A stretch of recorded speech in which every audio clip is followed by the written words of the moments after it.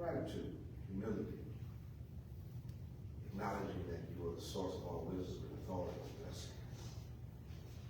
Your holy word reminds us that blessed is the nation whose God is the Lord, and today we ask that your hand would rest upon this city, the city of Kirby.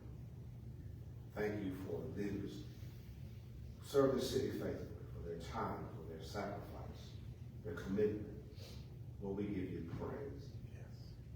And some of them transition from the roles, we ask that you would bless them, keep them, reward them for their labor. We lift up incoming council members. Pray that they serve with wisdom and integrity and compassion.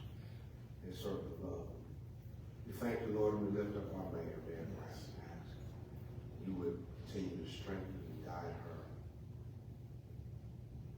Grant her wisdom and discernment. Give her a big heart for the people. Your word, Lord, in Proverbs 3, reminds us to trust in you with all of our heart and not to our own understanding.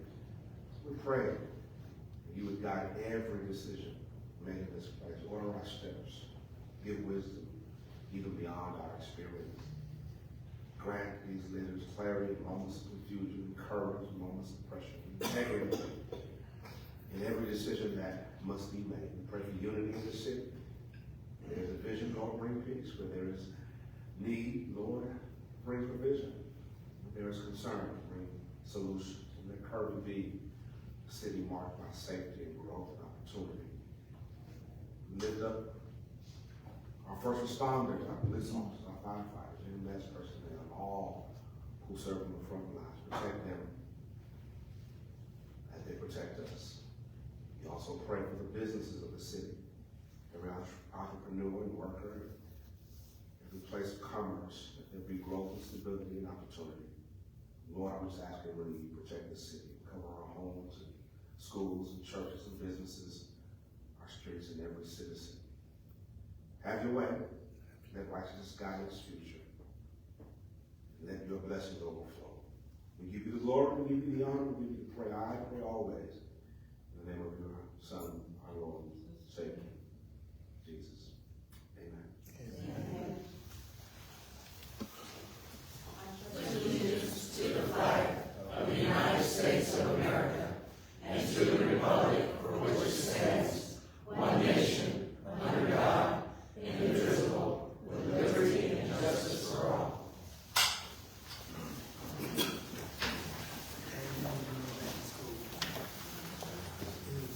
Mission statement. The City of Kirby is dedicated to delivering excellent municipal service to our community in a fiscally responsible manner. Please call roll. Councilmember Grant. Councilmember Lozano. Here. Councilmember Sanchez. Here. Councilmember Street. Here. Councilmember Molina. Here. Mayor Pro Tem Apodaca. Here. Mayor Breyer. Here. You have a quorum. Thank you. Moving on to 5, oath of office. Issue certificates of election and administer oath of office to incoming council members. So first we can recognize the outgoing council members. We have Councilmember Sanchez. Did you have anything you wanted to say before you present you with your?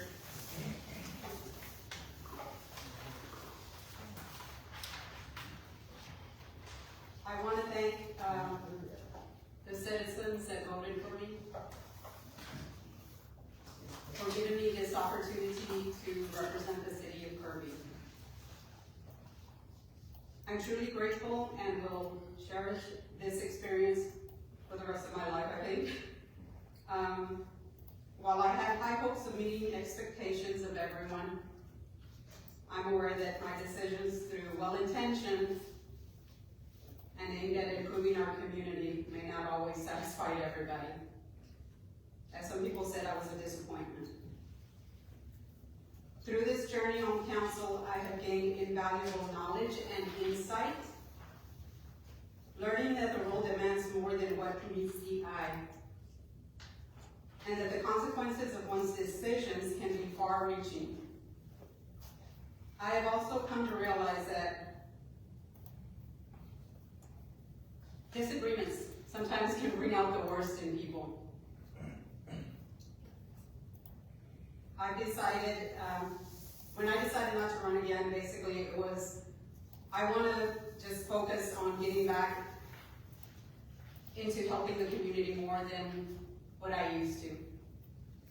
I loved when I did the Kirby Breakfast Club. I don't know if anybody knows about that, but getting together with the citizens of Kirby was actually pretty awesome. I love doing that. I love giving back to the community, and that's something that I hope to be able to pick up again and do. I want to incorporate more things with the community as well, with the children of Kirby, because they need us. It takes a village, and our children need us. Our seniors need us. And that's what I plan on doing. Although my decisions may not have always been popular, I'm satisfied with my service. To say that I'm very proud of myself. I did something that I never in my life thought I would do. Never once did I think I would sit here right now. But I am dang proud of myself for doing it. I took the initiative. I would see people posting negative things about the city of Kirby all the time. And I said, you know what? I'm not gonna just sit here and talk negatively about the city. I'm gonna sit here and try to make a difference. I hope that some of you that are out here today, I really hope that you find a way to make it more to these type of I'm sorry, I'm getting really nervous. I hope you make it out to city council meetings, because that's the only way that you're gonna stay on top of things. Go out and when they have anything to do with, when it comes to the city, go out, be there. Support our city. Don't go on Facebook and talk badly about the city that you live in. If you've got something to say, say it here, so that everybody can hear it, so that somebody can respond to what you have to say, or a question that you may have.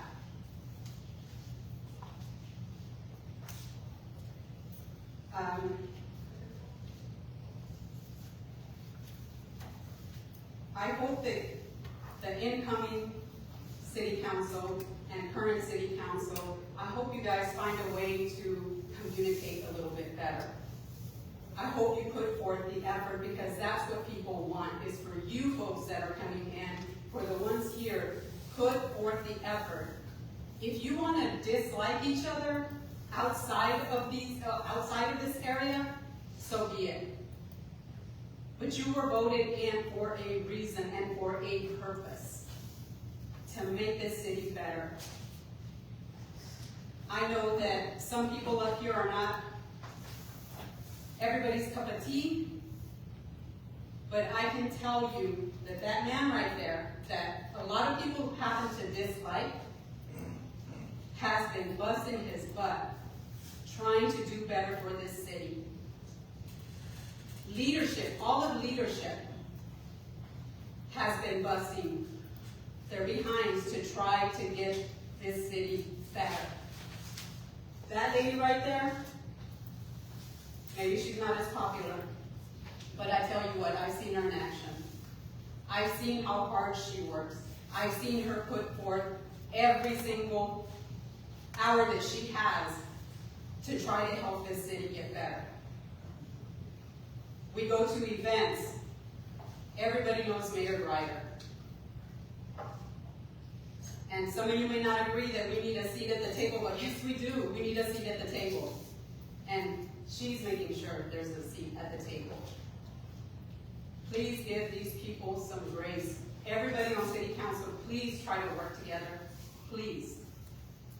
Because that's the only way that we're going to move forward. That's the only way. Staff, thank you for your service. Our PD, our fire department, you guys are awesome. I appreciate you. I appreciate you especially, because I know how hard you work. And I'm grateful to you. And of course to Public Works, everybody else, thank you so much for all your hard work. All of our staff, from the water department, everywhere, They are all working hard because they want to make Kirby better. Please help them. Please. So again, I thank everybody that voted for me, and even those that didn't, thank you, thank you. I've had people talk to me about how grateful they are that I didn't sit up here and fight with everybody, because that's not me. I prefer to have positivity in my life. And with that said, I thank you, Dr. Rowland, City Attorney, thank you, sir. And that's all I've got to say. And with that, I think that's all.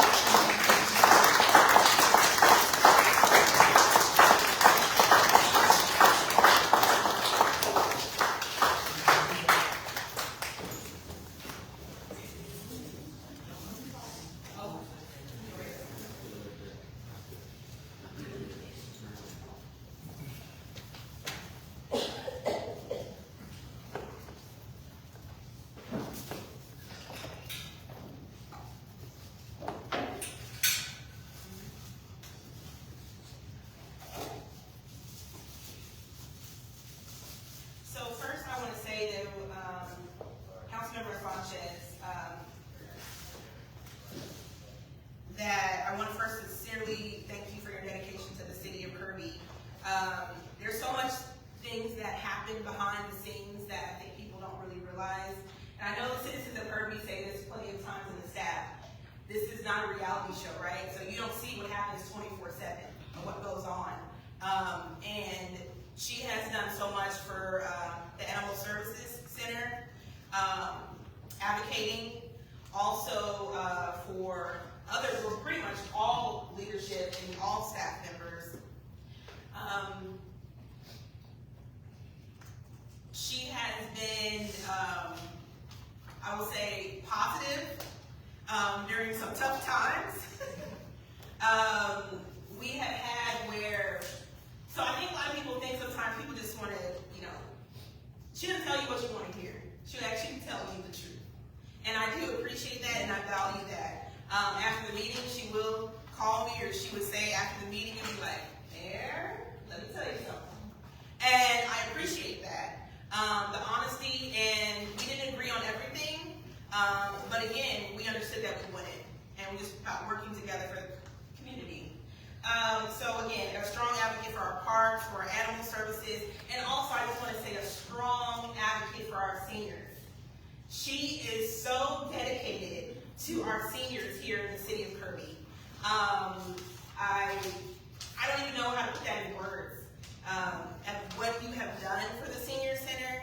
I mean, getting up, making them, like cooking them food and bringing them, gifts. And when I say bringing them gifts, I'm not talking about just every now and then. I feel like your whole salary goes to the senior center. Yeah. And then also I want to say to your family, Kathy Gomez. So actually our senior center director. A lot of people don't understand the weight sometimes as being a leadership position, that it has the effect that you bring that home, right? And then also, since she's the director, both I can imagine bringing it home, the stress value. To you, Kathy, thank you so much for being supportive, not just to the city, but also to her as a council member. We do appreciate that, because I know it's been some tough conversations. I'm pretty sure things that probably have not been agreed upon at the house, so I can only imagine. But again, thank you so much for everything that you've done for the city of Kirby. And I know you'll still get value, you'll still be around. I know you'll work at the senior center. And I know also I have to say behalf, especially the seniors, thank you so much. Everything you've done for them is just, you went beyond what anybody has really done in this community, so I appreciate that. And I'll continue to do it. Okay, so we have Councilmember England Sanchez. The city of Kirby is in appreciation of your dedicated service, leadership, and commitment to our community during your term on the City Council 2024 to 2026. Your vision, integrity, and tireless efforts have made a lasting impact, shaping a better future for all. Excellence at work. Thank you so much for everything.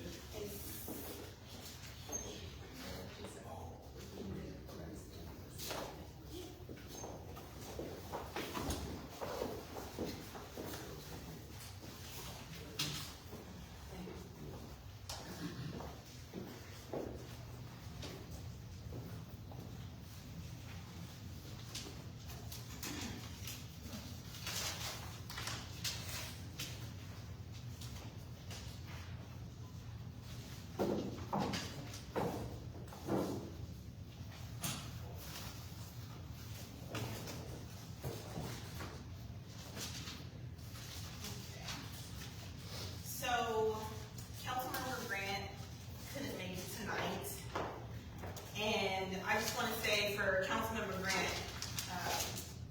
He has been very resourceful. So I just want to make sure that we still honor him.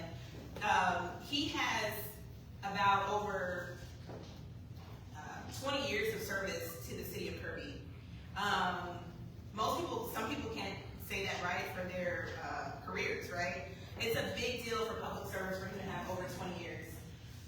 He has been an advocate, as we know that he's a police officer, an advocate for our Kirby Police Department. He brought in, a lot of people may not realize, he brought in an individual. He contacted me, this was probably a couple years ago, and he contacted me about saying our police department, they need training, and I know someone who is well respected in the state, but also in the nation, and they'll come and they'll put a program together for free. And I was like, I don't know, for free, like, what do you mean? And then so I met with the gentleman and then passed information on to Chief Cardona, and everything checked out and was factual. The man was like, I just want to help out my fellow law enforcement officers.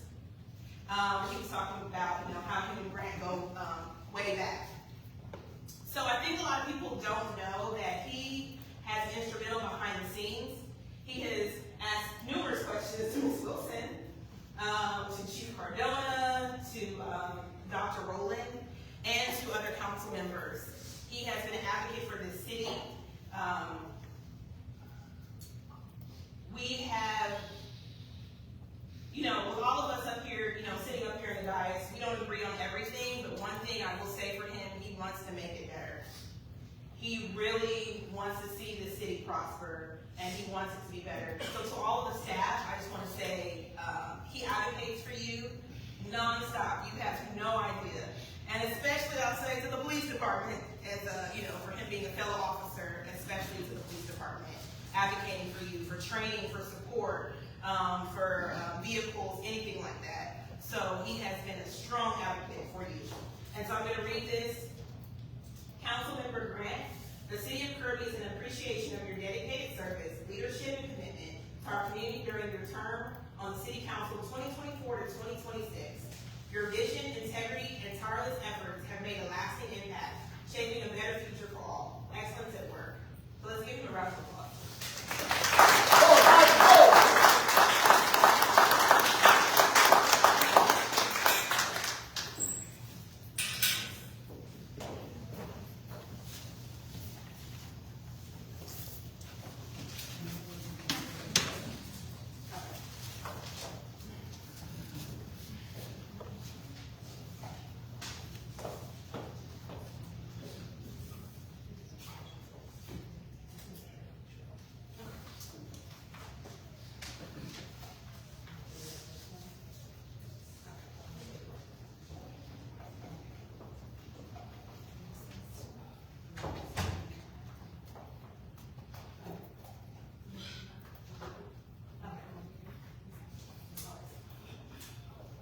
Okay, so we're going to do the oath of office. So first up,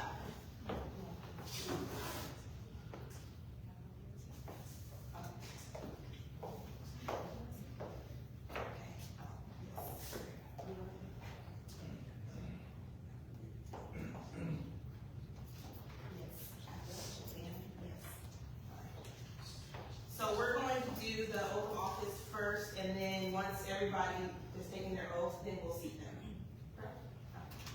All right, so first up, we'll have Christopher Garza.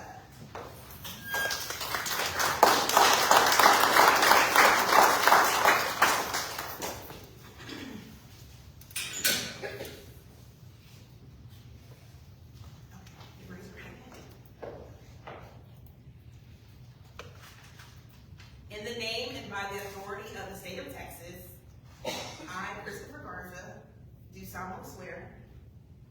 Okay. Yes. Go ahead. Oh, you want me to do it? Oh, okay, sorry. Okay. In the name and by the authority of the state of Texas, In the name and by the authority of the state of Texas, I, Christopher Garza, I, Christopher Garza, do solemnly swear do solemnly swear that I will faithfully execute the duties of the office that I will faithfully execute the duties of the office of City Council Member of City Council Member of the state of Texas of the state of Texas and will will do the best of my ability preserve, protect, and defend the Constitution and laws of the United States and of the state, so help me God. All right.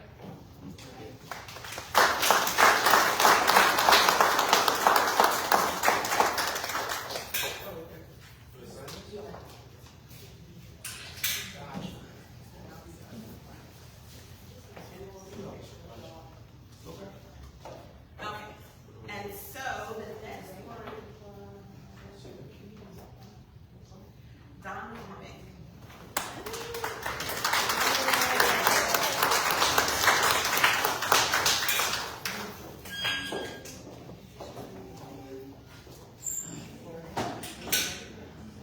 Okay.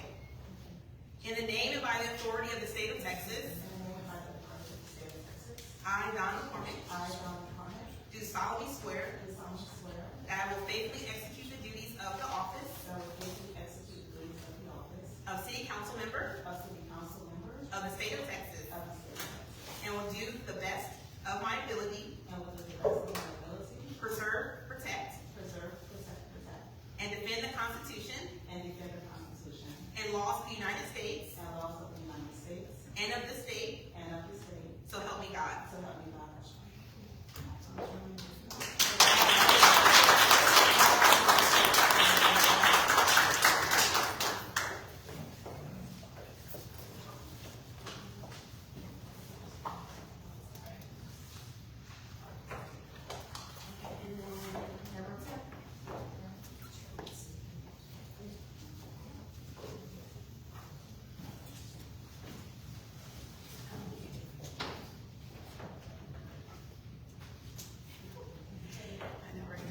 In the name and by the authority of the state of Texas,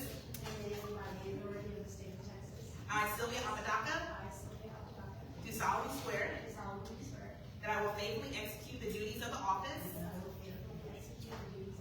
of City Council Member of the state of Texas and will do the best of my ability preserve, protect, and defend the Constitution and laws of the United States and of this state, so help me God.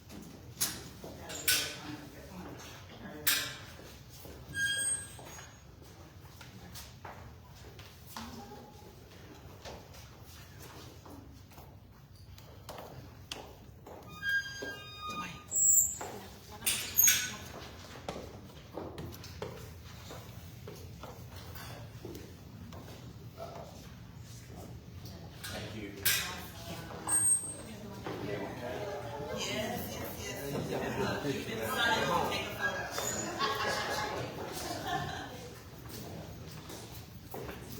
Thank you, Hawkins. Do you want to get the picture?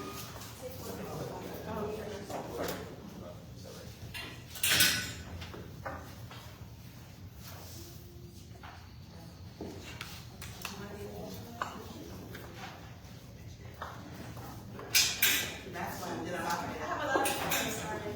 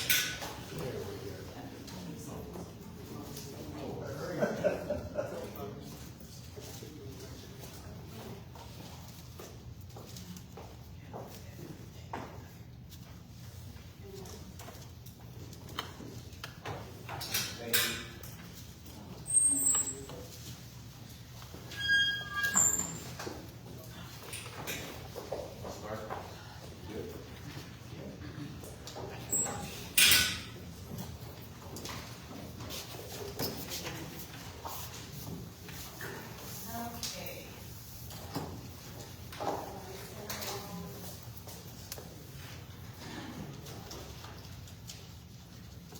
So moving on, past 6, we will have a roll call with the new council. Please, Secretary, roll call. Councilmember McCormick, Present. Councilmember Lozano. Here. Councilmember Garza. Here. Councilmember Molina. Here. Councilmember Street. Here. Mayor Pro Tem Mazzaraka. Here. Mayor Prager. Here. We have the quorum. Thank you. Moving on to 7, citizen participation. First up, we have Kirby May. Please step up to the podium.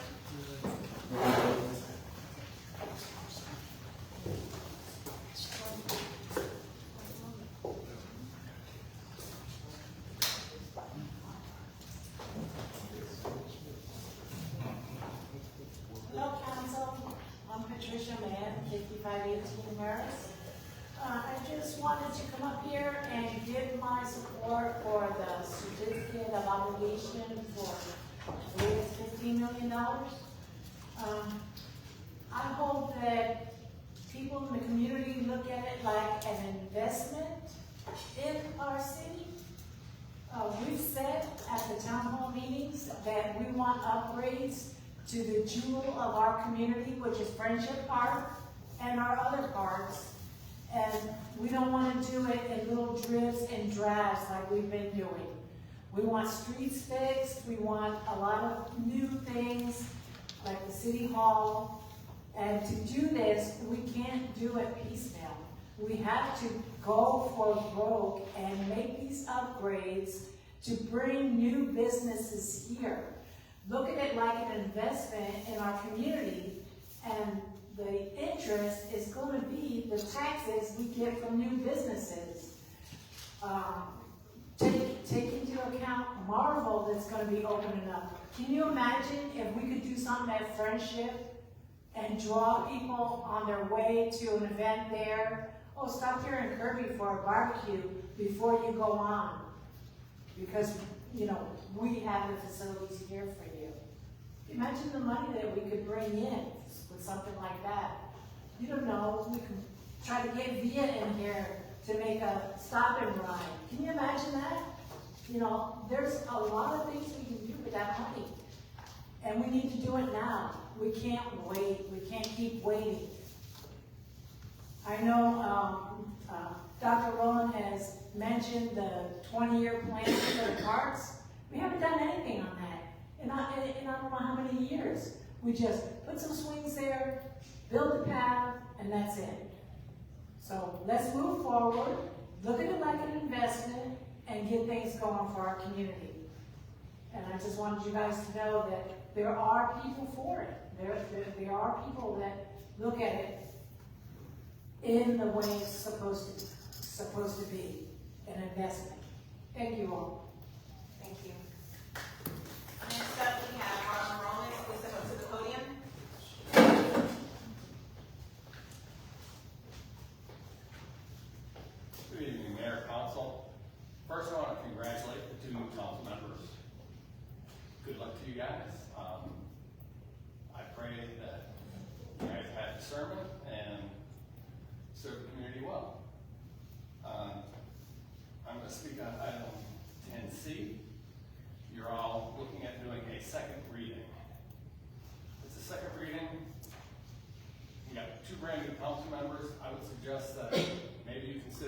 doing this to allow the council members that have just gotten up here to actually get up to speed on some of this stuff.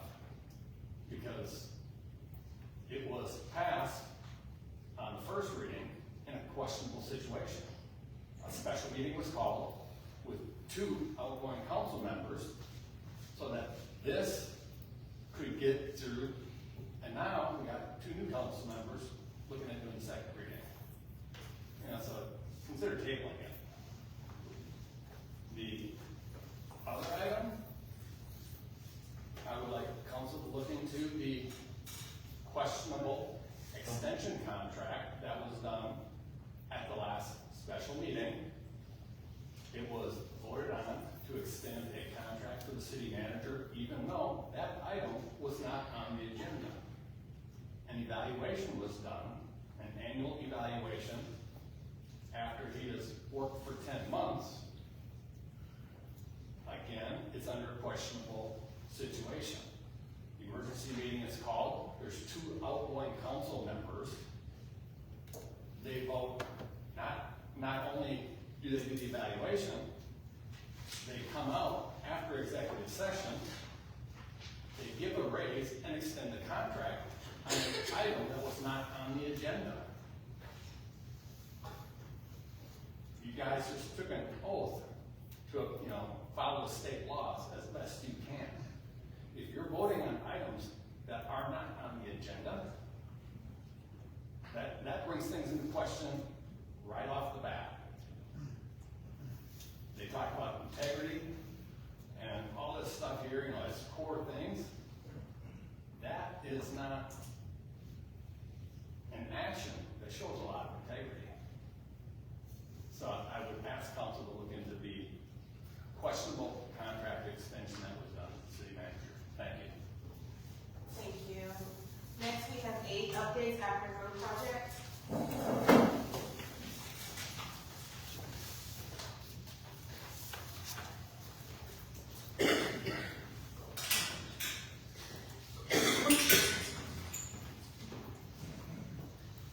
Good evening, council, new council, residents, community members, and stakeholders to the city of Kirby.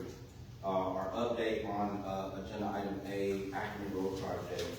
We are complete with this project, but there are 3 items that have come back that we've asked ABR, which is Austin Bridge and Road Company, to look at it and provide us some solutions on next steps.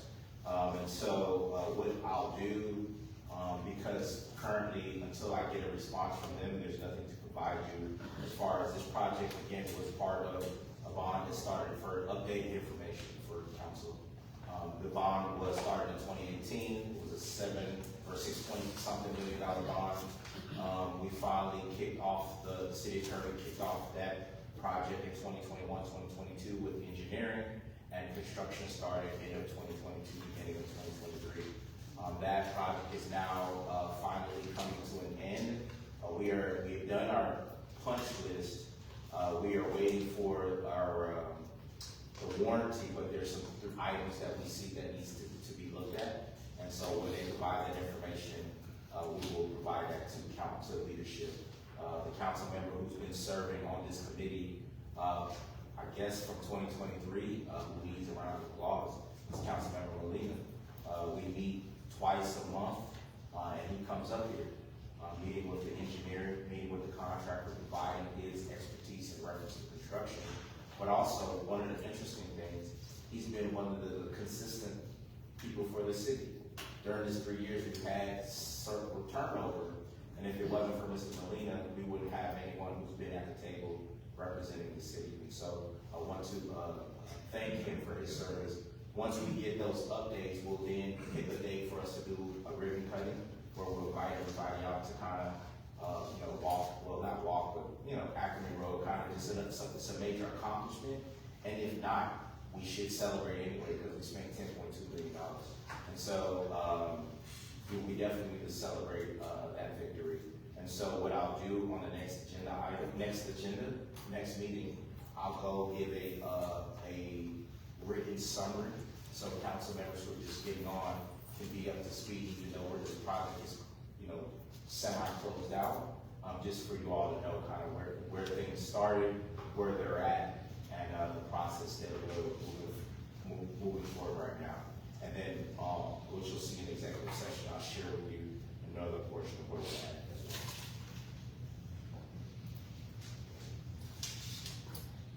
Thank you. And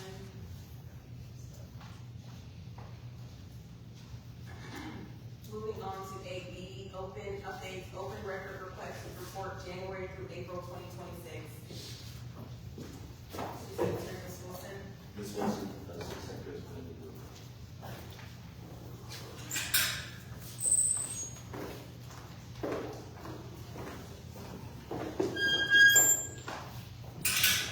All right, good evening. Can you hear me? Sorry. Good evening, council. So sitting in front of you is the audit from January of 2026 until April of 2026, utilizing the Just Way system. In addition to, I have put on there, it's both the PD and open records, because I have to monitor both of them. Now, I also gave you guys an email printed in addition, because last night there was an accusation, there were 3 accusations, and one of them was that the senior center ledger had not been submitted for an open records request, and this email states otherwise. The general ledger that the requester spoke of, he put in a request for the general ledger, he put in a second request for the senior center ledger. Our firm spoke with them after talking with our finance director and I about how these reports are run in our system, and when you do the general ledger, the senior center ledger is in there. Over the phone, they stated that it was okay for them to accept how it was. She sent an email, because she had to send them all, she said she had to send 12 different ones. And in the email, she also lets them know the Kirby Senior Center is inside of the general ledger. And she asks them that if they want it run separately, to let us know. I asked if she ever received an email. Otherwise, she said no, and neither did I. He also claimed that no one had been contacting him. He put in 8 open records requests. They have all been responded to. 2 of them are with the AG review, which I bring up again. He put in an open records request for all of the emails from Dr. Rowland, incoming, outcoming, the call log, his text messages from January 1st, 2025, at the point of time where they actually put in the request, which was like March of this year. So that's over a year worth of text messages, over a year worth of emails, over a year worth of landline call log. It's 69,000 documents responsive alone to that one request. So it took the attorneys, the firm, 2 days to download everything. She explains this to them as well, and they said that they would amend some things, but they're still, after getting rid of like advertisements and calendar invites, it's still 50,000 documents responsive to that one request alone. So she sent it over to see what could be removed. She let them know that once the AG says this cannot be released, so the others can, she would let me know, and then we would send a cost estimate, rather than do this in pieces. And he also stated that the firm, I was confused by the part where he said that the firm wasn't contacting him, because they've all been completed. She's had several conversations with them. And then he put in another open records request for all of the emails and text messages between Mayor Brighter, Dr. Rowland, and Mr. Bass. Those would also be responsive to the first one that he put in from every single thing coming in and coming out from Dr. Rowland. That's also sitting with the AG. So I just wanted to clear that up, because I was taken aback when he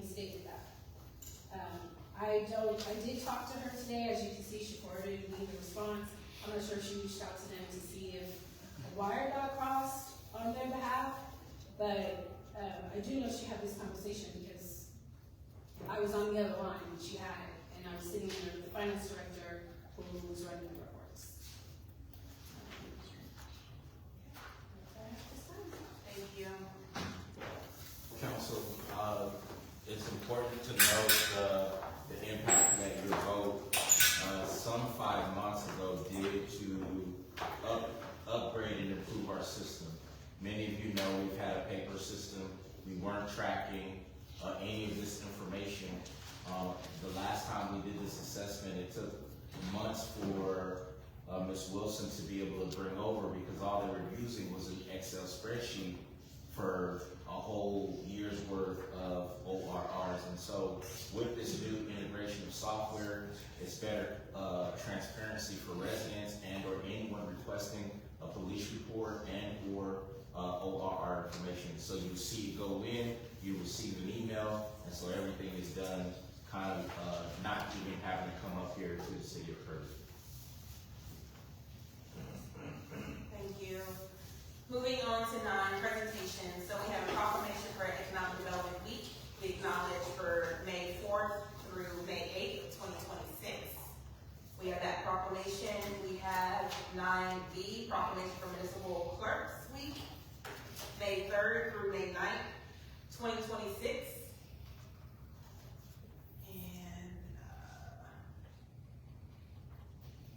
And then also we have 9C, Proclamation for Public Service Recognition Week, May 3rd through May 9th, 2026. We have proclamation for Life Month, is May's Life Month, proclamation for 9E, Mental Health Awareness, and that one,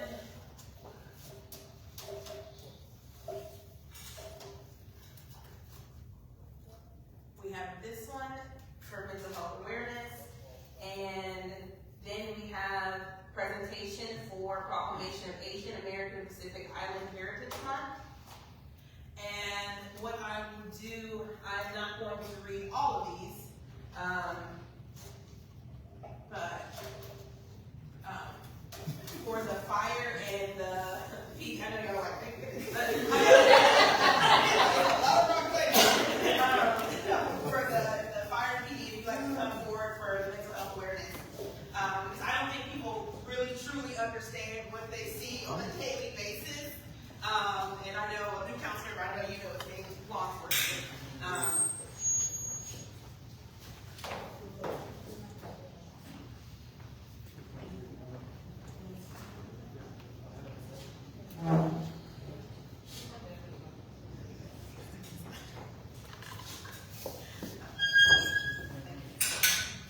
Okay, so we have the fire department and the police. Mental Health Awareness Month, May 2026. Whereas mental health is essential to the overall health, well-being, and quality of life of every resident in the city of Kirby. And whereas Mental Health Awareness Month has been observed nationally since 1949 to increase public understanding of mental health, reduce stigma, promote early intervention, and encourage access to care and supportive services. And whereas mental health challenges affect individuals of every age, race, background, and socioeconomic status, impacting families, workplaces, schools, and communities throughout the nation and within the city of Kirby. And whereas the 2026 Mental Health Awareness Month theme, More Good Days Together, emphasizes the importance of compassion, connection, community support, and collective action in fostering mental wellness for all. And whereas the city of Kirby recognizes the importance of creating a supportive and inclusive community where residents feel safe seeking help, sharing their experiences, and supporting one another without fear of stigma or discrimination. And whereas increasing awareness and education regarding mental health can help reduce barriers to treatment, encourage open dialogue, and strengthen community resilience. And whereas the city of Kirby commends the efforts of healthcare professionals, first responders, educators, advocates, nonprofit organizations, faith leaders, caregivers, and community members who work tirelessly to promote mental wellness and provide support services to those in need. And whereas the city of Kirby encourages all residents to prioritize mental wellness, checking with loved ones, support those facing mental health challenges, and help create more good days together throughout our community. Now therefore I, Janisha Grider, Mayor of the City of Kirby, Texas, do hereby proclaim the month of May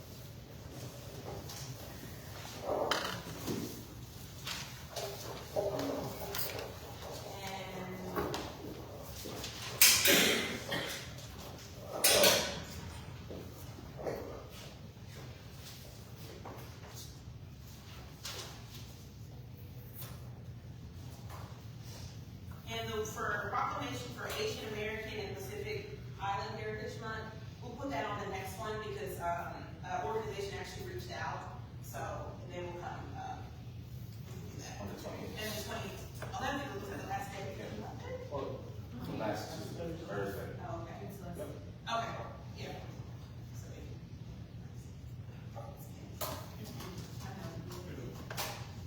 alrighty, moving on, 9 presentation, opening day, pool party, May 23rd, 2026. Opening day, pool party, May 23rd, 2026. Residents, stakeholders, council, just want you all to know that the pool opening is coming. Please prepare yourself for our pool opening bash. That will be May 23rd, that's Saturday. We'll have pizza things at the pool. Please come out. We're right now getting the pool prepared. We still working with SA Pool Management. And so we've been working through some of the things to make sure the pool is ready and upgraded. The pool will get a grass cut next week, Tuesday or Wednesday, to prepare for next Saturday. And so again, I just wanted to make sure that everybody was aware of what was going on, and then we're inviting all Kirby residents out to come to the pool. Can you tell us the hours of the pool bash? Do we recognize? Oh, okay. Councilmember McCormick? Rona, can you tell us the hours of the pool? Yes, let me see. 12 to 4. Yeah, It'll be 12 to 12 p.m. to 4 p.m. Once we'll have the opening celebration, the ribbon cutting of opening the pool, we'll have snacks, and we normally do pizza until it runs out at that day at the pool. Please come out, and we'll have a DJ and things on that day. And then we do have a flyer, and so we'll be putting it on social media, Facebook, and through our new one of our communication tools that people opt in, and we'll send it to all council. Okay, 9, HTML, Region 7, President Acknowledgements. So the mayor didn't know that I know that the community needs to know. Many of you have taken the time to understand, like I think the mayor shared, being a public servant, volunteering in your community to serve the people is a thankless job. And so when we have members of our governing body taking the time to go to training, getting additional hours, those are the opportunities where you network with colleagues of other communities who are volunteering as well. I think a couple months ago, we had the TML president here, past president here, along with the president before that, recognizing Mayor Ryder for the first elected official to have a CMO, Certified Municipal Officer, training hours representing the city of Kirby. Through that hard work and dedication, I think the mayor and Mayor Pro Tem Papadaka went to the Region 7. What is Region 7? Region 7 is this area of San Antonio that incorporates 3 counties for the Texas Municipal League. It's broken it down into regions. And so at that meeting, her colleagues, you all's colleagues, not just here in the city of Kirby, but in the region, elected her regional president for this area for TML. And so one, we wanted to acknowledge that, because what that means is Kirby has a seat at the table, meaning if she's there, we're all there, or vice versa. If any one of you represent the city of Kirby on any boards or commissions, that means the community is there. And so we wanted to take this opportunity, being the first, to acknowledge this monumental occasion, not only for the city of Kirby, but for Mayor Janisha Ryder, if you will come forward. And I just want to clear, it's actually, TML Region 7 President, it is 25 counties that I'll be representing in 90 cities. So I just want to make sure. The recognition says Mayor Grider, TML Region 7 President, congratulations. Your hard work and commitment inspires those around you. Excellence at work. So I can get.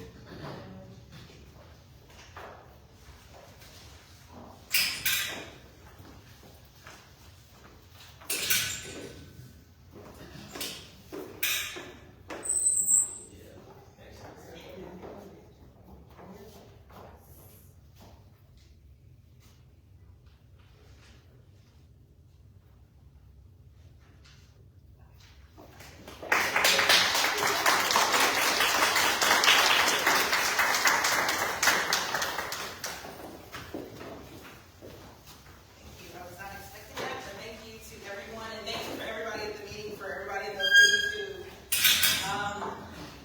who voted for me. So I appreciate that, for their vote of confidence. And I'm happy to lead Region 7. Oh, and thank you to the former TML president and Civic Term by vote. We have been in contact, and obviously with TML also trying to get things going. There's big shoes I have to fill, but I know I can do it, and thank you for his guidance. Okay, moving on to 10A, discussion and possible action to elect a mayor pro tem for the term May 2026 through May 2027. Mayor, make a motion that we nominate Sylvia Palaka as the mayor. Second.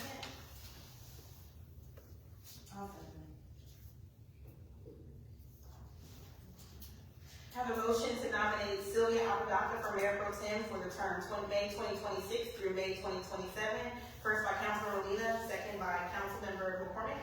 Please call roll. Councilmember McCormick? Yes. Councilmember Lozano? Yes. Councilmember Garza? Yes. Councilmember Molina? Yes. Councilmember Street? Yes. Councilmember Apodaca? Yes. Mayor Grider? Yes. Motion passes. Thank you.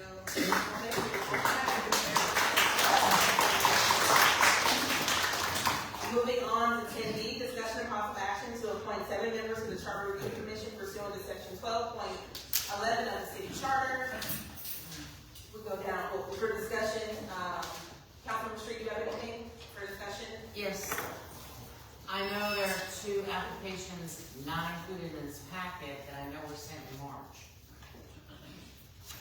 So I'm just wondering what happened there. Provide the names. Ron Bedore and Rosie Ortiz.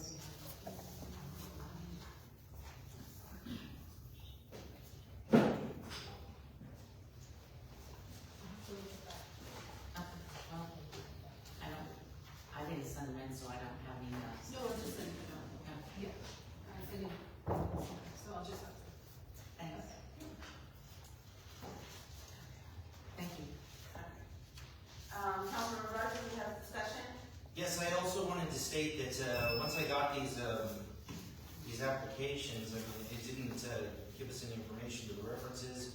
There was really no one we could call, so I mean, there's really no way to ask about who's joining the Charter Review Commission. So I was wondering if maybe we could get something that was unredacted, because even in this one, it's all redacted. So, did anybody get the opportunity to call any references or ask about anything? No? Okay. Just want to make sure I'm not the only one to get protected stuff. Okay? Do you have anything else, sir? No? That's it. Councilman Lee, do you have any discussion? No. Mayor Pro Tem Apodaca, you have any discussion? No discussion. Councilmember Lozano, you have any discussion?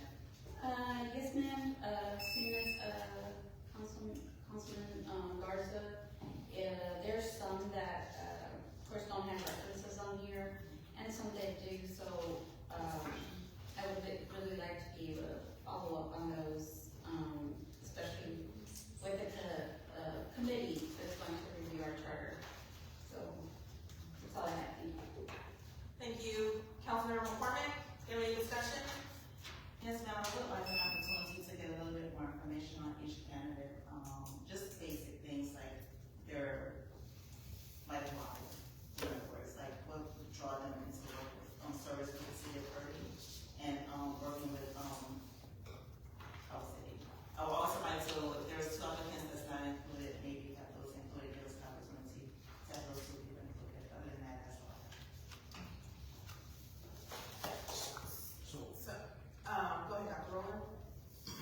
Do you know how they apply? Because I think this body's set up, so sending an email would not, so do you know if they actually got an application? It was after the meeting where we discussed, and there was no application online, and I asked the mayor, and she said they can just email it to the city secretary. So, they did that first off. Do you have any?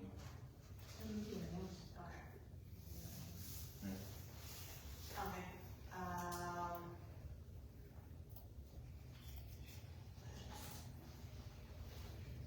What's the second name? You got it? Yes. You found it? No, no. Oh, I thought you said you found it. No, but Okay.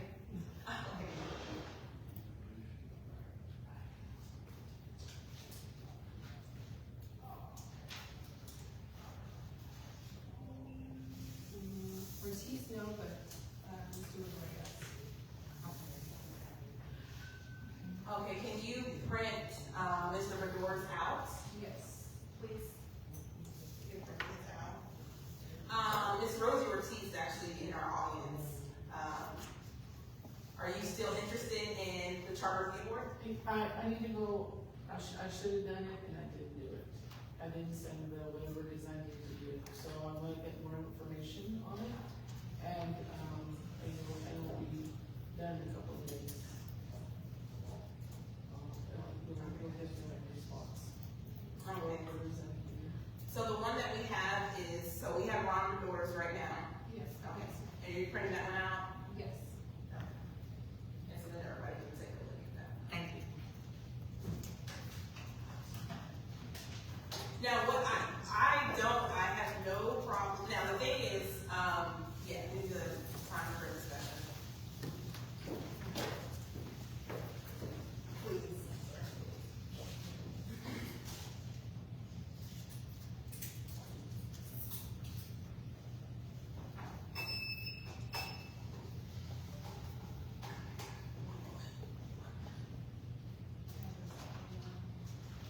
Council, can we make sure when you're talking, you bring your microphone down, and then when you're not, bring it up, so we can make sure we capture it for the video?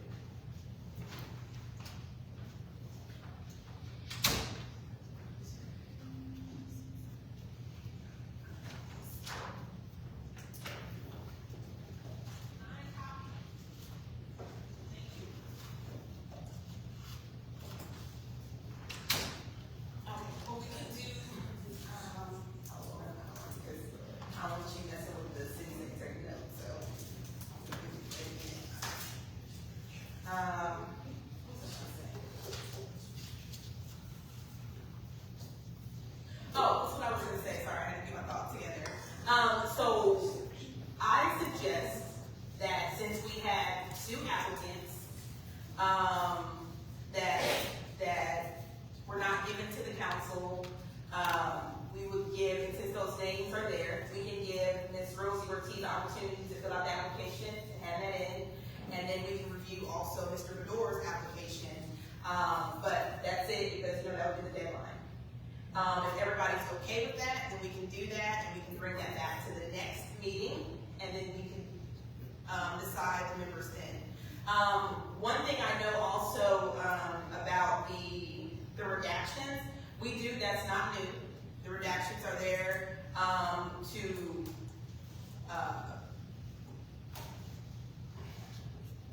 protect references and people, so,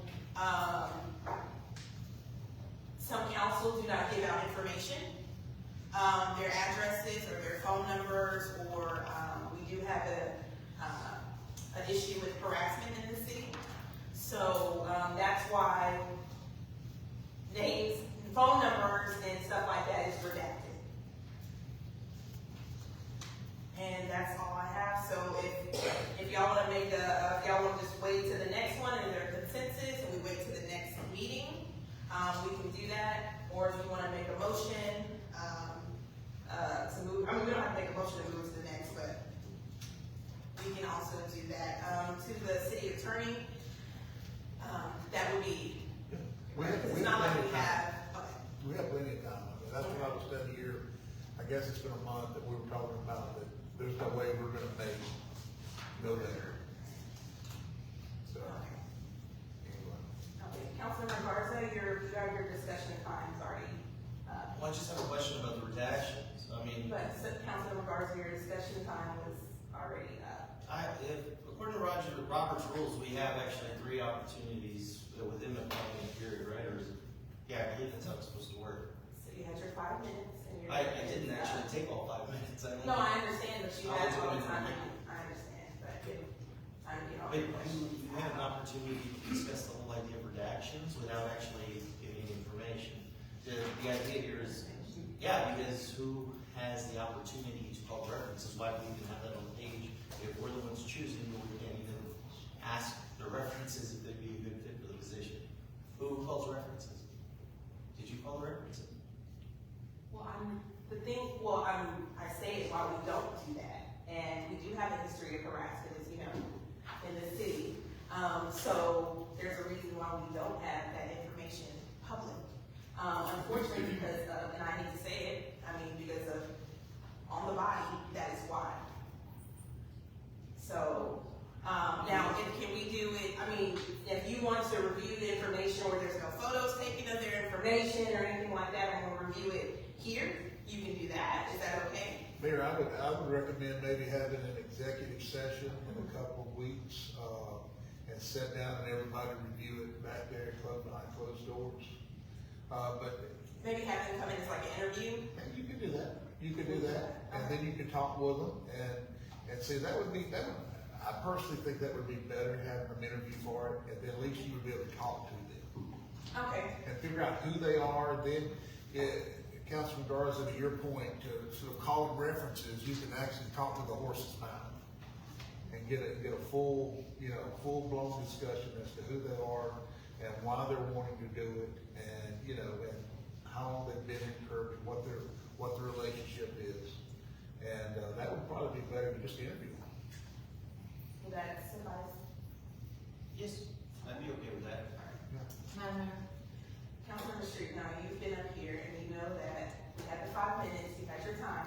I support a reasonable time limits for council discussion, but I have concerns about how follow-up questions are handled during these presentations. We can't go, there's no discussion if you cut us off after we make the first utterance. So, ma'am, again, you had your time. During your 5 minutes, you have plenty of time to have questions or discussion or your thoughts together. No. You had your time. That's not the way it works. Yes, ma'am, that is the way it works. That's the way you So we will move along. Is everybody okay with this moving to the next? Just, and you don't have to do anything on that, no action on that, and we can put it on there for executive session. Okay. Thank you. All right. Moving on to 10C, we're actually going to do interviews. We're going to do an executive session for interviews, and we're going to, all those people who come in, they actually interview, and the council can ask questions at that time. Okay. Thank you. All right, moving on to 10C, second reading, discussion and possible action on approving ordinance 2026-4900, adopting a policy and establishing procedures for the identification and management of vexatious or abusive requesters under the Texas Public Information Act, providing for a reasonable amount of time to be spent without charge for repeat public information requesters, providing for definitions, authorizing reasonable limitations on requests, providing for notice and opportunity to respond, providing for appeal, providing for severability, providing an effective date, first reading Thursday, May 7th, 2026. Councilmember Street, do you have any? You want to go ahead and start the discussion? Okay, Yes. Councilmember Lozano will start her discussion. Yes, I'd like to make a motion that we table this or postpone this to the next meeting, to allow our new council members to be able to review, this agenda item or this ordinance. I second that. We have a motion to table this, no, what did you say, to the table? Okay, to postpone this ordinance to the next meeting. First by Councilmember Lozano, second by Councilmember Garza. Please call roll. Councilmember McCormick? No. Councilmember Lozano? Yes. Councilmember Garza, Yes. Councilmember Molina, No. Councilmember Street, Yes. Mayor Pro Tem Apodaca, No. Mayor Greider. No. Motion does not pass. Thank you. Councilmember Street, do you have a discussion on this item? Not at this time, I would like to reserve my time. No, ma'am. Do you have a discussion on this item? There is no way, yes, I would like to discuss. Okay. There is no way to have a back and forth up here if we don't have the ability to reserve the rest of our 5 minutes after everyone else has spoken. This is not how you discuss. You can make a statement, but that's not a discussion. And when someone else makes a statement that I would like to discuss, it needs to be able to come back to me if I have not used my 5 minutes. I'm sorry if that makes it difficult, but this is a council. We don't talk about this stuff until we get up here. We need to be able to go back and forth with ideas and further thoughts after we've had other discussion. You can't just cut us off because we didn't have anything to say at the beginning, but after we've heard other people talk, we need to share what we feel is needed to be shared. You can't just say, no, you can't talk anymore. That's not diplomatic, and it's not Robert's rules. Robert's rules allows everyone to speak, and then you can speak again. You just have to wait until everyone has had their say, and then you can come back. I can bring that for you next time if you would like. But you need to allow the back and forth. This is how things get done, not railroaded. And I would like to reserve the rest of my time. I have 3 minutes and 24 seconds left. You finish your time?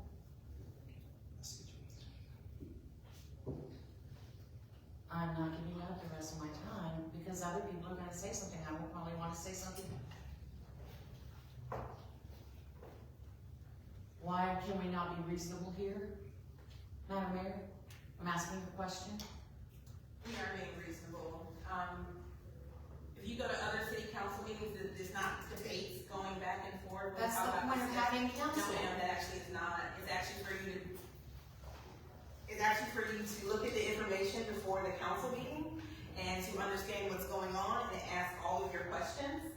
And when you get up here, you can make your statement, or you can have a question with staff, this meet, and you can talk to them. But when you get up here, it's time to actually make a decision. This is like the boardroom. This is not where you start doing your homework. So You nobody start doing talks in your a homework. boardroom. This is not the time or the place for that. You got the packet, on what day, Councilmember? Friday. What day was it? The 8th? The 8th? So the packet was given to you on the 8th? Yes, it was. Yes, ma'am. Your time. I don't have the opportunity to talk to other council members. We're not supposed to do that, remember? This is the time when we can hear what everyone has to say. And we should be able to respond accordingly. You're not letting that happen is inhibiting our ability to govern. Thank you. Are you letting that happen? What time? So you're gonna sit here for an What hour? did you need? Oh, I didn't know you needed more. Are you finished? You're gonna sit here while the time runs No, out? I didn't know are you finished? I said thank you. Okay, well, thank you. Councilmember Garza. Any discussion? Yes, of course. So the way this is working out, it's obvious. So what we're gonna do is we're gonna start, pulling time, because what you don't wanna do is hear anybody else's ideas or what they have to say. So, it's very obvious that you are, trying to pull power move over here to just silence the council members as much as you possibly can. It's very noticeable, and it's not good governance. So let's address this. Well, first off, you've taken away the opportunity to write in. You've taken away the opportunity to speak for 5 minutes for residents. You've taken away the opportunity to utilize Zoom for residents. you've literally taken away every opportunity for residents to get to participate in the council meetings other than showing up and speaking for 3 minutes and rushing through. Now, what you're trying to do is take away the ability to be informed. And as we heard yesterday, there are issues with being informed. And after reading through this, it was actually, or through this thing that we got from the city secretary, I mean, it's showing here who the people are making the request. And it's the top 3 requesters pretty much are Susan Street and Councilmember Lozano. So even to govern up here, you're literally making these people ask or make open records requests to even get any information that they need in order to do their job. And I just can't quite understand what the situation is here. It seems to me that you're just trying really hard in order to silence as many people as possible. And I'd like to ask the attorney. So, 3 minutes. So, are we running this meeting through Robert's rules, or were you? Hold on, before we start here, were you requested to make a ruling or asked about whether or not she could time us for 5 minutes and only let us speak 1 time prior to me getting on council? Hang on. So the ordinance 30.01 rules of procedure adopted, and it's the 3rd paragraph. Meetings shall be conducted in accordance with Robert's Rules of Order, Okay. unless such rules shall conflict with this chapter or state law, in which case this chapter or state law shall control. So you go on down to 30.03. Sir, before you start all that, you didn't answer my question. Were you consulted about stopping us from speaking? Yes. Yes, you were. Yeah. Okay. And Hang on. please hold on. I'm asking. Hold on. You're not even supposed to speak. It's not your time. I want my time. I would like my time. We're not doing I will. Hey, hold on. You're not allowed to speak. Point of order. Everybody chill out. Like, what is happening? Why is Kirby allowed to speak when No, it's I'm my just time? about to say, if you give me a minute, hold on. Like, what is happening? Like, everybody calm down. Like, seriously, everybody chill for a minute. Calm down. Dr. Rowland, you're not recognized. Please don't say anything. We'll let the city attorney answer. Councilmember Garza, let him, if you want him to answer, let him answer. He's not answering Okay? the question. Well, wait a minute, Councilmember Garza, I'm not finished. You are not recognized. Let him finish. If you ask him a question, let him finish. Well, it's still coming down my time. It's still coming down my Yes, time. that's part of it. Well, That's then your time. he can just sit there Yes. and talk and talk and talk. He's asking. He's not answering the question I asked. Councilmember Garza. Okay, continue the time and then, go ahead. Okay, what I'm asking is how many people insulted you about stopping us from talking? Was it the mayor? Was it the city manager? Can you answer that for me? Yes. Who was it? Mayor and city. The mayor and the city manager. Yeah. So they wanted to make sure that before we got up here that there was an opportunity for them to prevent us from talking over and over again. Unless of course you'd like to read the ordinance with me. I wouldn't. We can read the ordinance later. 30.07 city council members decorum and debate. I would just like to know why they stated they would like to start this time period and what they told you would be useful. Because it's the law. They said it was because it's the law. So this has never happened here before, but then they started mentioning to you it was the law.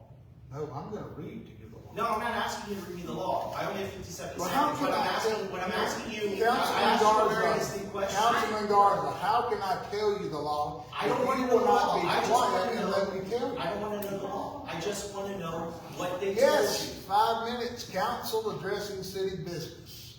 No member shall speak more than 5 minutes on any question or amendment to the question except as further provided. Sir, I would like to understand the discussion between you and the city, what they asked you to do to prevent us from. Nobody's preventing you from doing anything. I'm just asking. What And this- is I know it's time limit. What this is about is bringing in a council that is out of hand. How would it be out of? 5 minutes is what your, 5 minutes is what your ordinance calls for, Councilman Garza. Well, and again, I didn't so make there's, it is up. there no opportunity for rebuttal to Robert's rules? Well, Robert's rules controls unless So there's no 30.07. opportunity for rebuttal? Not the way I read your law here. That's my 5 minutes. Thank you. I mean, Councilman Garza, not the way I read your law. Thank I'd you. love to tell you it is, but if you give me a moment, I can go through and tell you everything that you're limited to 5 minutes. And it's 30.07. It's the way it's read. And even more, I mean, if you want to put it this way, speaking, let's see here, 30.07, city council members, decorum and debate. Speaking, when a measure is presented for consideration to the council, the presiding officer, the chair, the mayor, or the mayor pro tem, whoever's running the meeting, shall recognize the appropriate individual to present the matter. And then she basically can go through, the chair goes through and says, this is who can speak, this is who, and she can limit it. And you can yield your time. You know, and she's not, and also the presiding officer shall not be obligated to recognize any council member for a second comment on the subject or amendment until every council member wishing to speak has been allowed a first comment. That's what I said. Okay? That's what I'm saying, it's right here. But you're still limited to 5 minutes. You're still limited to 5 minutes. It's in the law. That's all it is. We're just asking for the feedback. I'm sorry, Councilmember Street, you're not recognized. And as the mayor, she can recognize you or not recognize you. It's her power to do so as a chair. Yes. So, but you're limited to 5 minutes. This is your law. It's not made up. It's not something that we created. It's just read the law. Councilmember Molina. Yes, you know, we stopped discussing this item, but if you look at this ordinance, it's nothing different than what the state is requiring us to do. We're just making sure that it gets into an ordinance that we abide by. You know, it seems to be that some council people up here think that we need to not recognize the ordinances or the laws that are up here. You know, we start questioning, and you know, they said they have studied and looked at other things, but when it comes to the ordinance that is at hand, they don't want to look at this. You know, it limits that, because if not, we would have our city secretary looking up information for some people all the time and wasting a lot of time that she needs to be working on something else. That is the problem. That's what this ordinance is all about. If we go look at it and look at the state law, it just mimics what is already there. So, you know, let's not get confused by some people that are wanting to say that it's something different or anything like that, even with our time. You know, I just want to reiterate that, because, you know, we start yelling and say, no, wait a minute, this or that. You know, let's really look at it correctly. Let's put it into perspective. And that is exactly what it says. The same thing that the state requires, that the law is already there. We're just putting it into our city ordinances to follow. Thank you. Thank you. Dr. Ron, where's Chief Bernard? She's not here today, she's out on emergency. Okay. But, Mayor. can I share something? You're recognized. Thank you.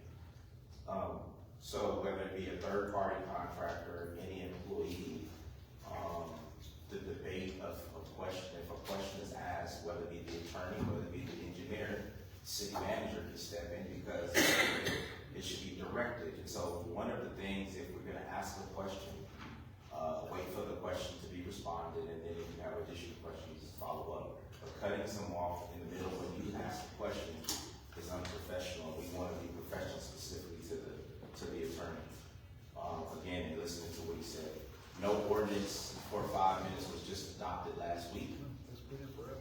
It's been in operation. So again, thank you, Council. Mayor Pro Tem Dr. Your discussion. Yes. So this, this is state law. This is, not something that we made up. We have to abide by that. We are not the only body, that is doing this. So, this is nothing new throughout, other cities. We have to do this. It just has to be done. That's all. Councilmember Lozano, any discussion? Yes. So, based on the information that was provided to us in this paperwork, regarding the ORRs, I do not see a pattern of the vexatious requester. I do see where, council members have asked for information, but according to the law with the TML or Texas law, a vexatious requester is, there are some exemptions to a vexatious requester, such as individuals gathering news for a substantial portion of their livelihood for a news medium or communication service provider, which, if I see the one that had asked for years of information, that was Wayne Dolcefino, which I believe is an individual that has a livelihood in news. There's journalists, scholars, or researchers, and there's also elected officials of the United States, Texas, or a political subdivision. So we are elected officials of a political subdivision. And so we do have that right to be asking for records, especially when we are not getting them ahead of time, or we have to look for that information. And so that is my part regarding the vexatious requester. Second, in regards to the 5-minute rule, I understand the reasoning behind the 5 minutes. It's so that we can, move along our meetings and whatnot, and keep them within a certain amount of time frame. But Robert's Rules of Orders also indicates that in order to have good governance, we also have to have a healthy debate and discussion. And we cannot have a healthy debate and discussion if a person is expected to just say everything within the 5 minutes and not be able to come back and say something. And so, according to, also to Robert's Rules of Orders, and I'm going to read this. Members discuss the motion. The chair ensures that the discussion remains respectful and on topic. Everyone who wants to speak should get a chance to do so once before any member is allowed to speak a second time.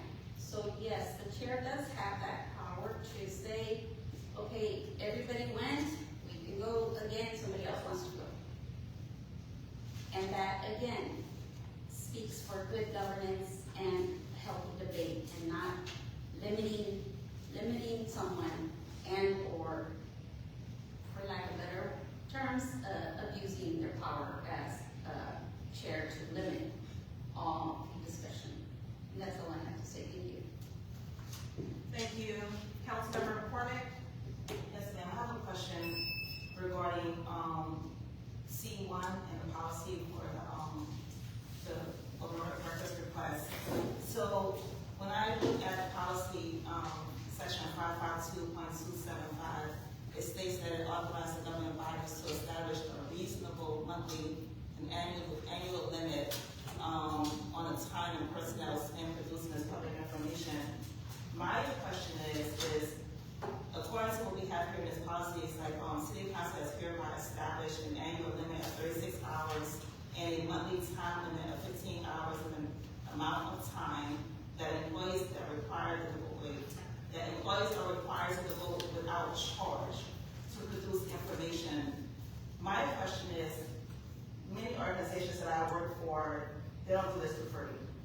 So I'm asking why aren't we charging people up front for this? Because their time is not free, these copies are not free. So I know, and here we're offering so many inquiries free for a time limit, but can we consider when someone applied for open records request that they paid for this because we're working our staff for free?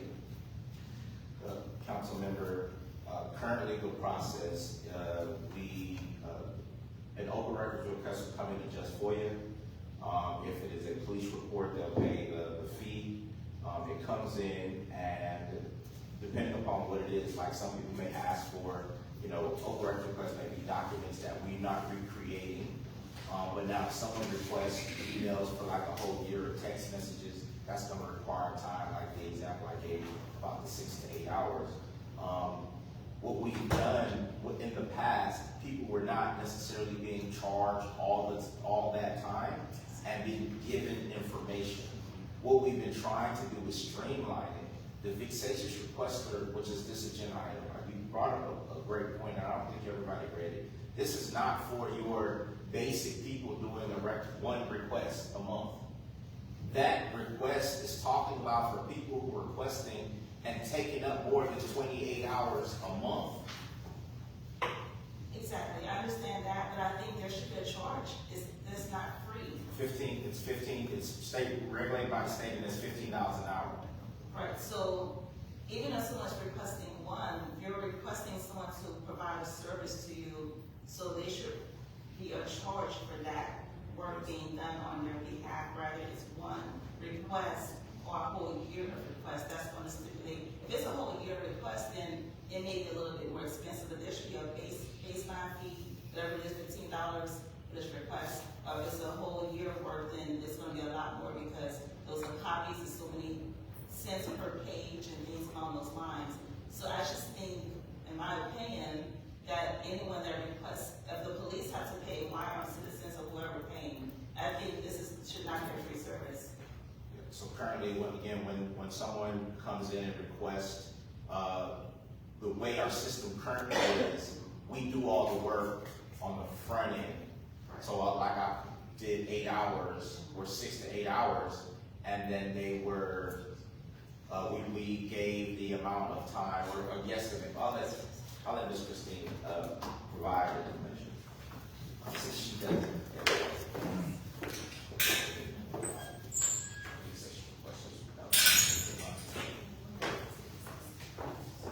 Okay, so depending upon the request, it depends on how you can ask for a deposit, because these fees are regulated by Secretary of State.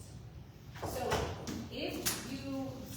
if I send something over to the attorney, because I know it's going to be a lot, they're the ones who say, this is how much this is going to take to do. This is how many hours this is actually going to take. What we do not want is to have everybody putting in a deposit for something that might be $5, because then we're going to spend a lot of time with these little micro things. Then on top of that, we don't want to charge someone for something we're not going to release. So if it's attorney-client privilege, I'm not going to ask you to put down a deposit of, I think we had a deposit the other day of like $90. And I know that this is attorney-client privilege and you're not going to receive it. So it can't be that way across the board. This is for,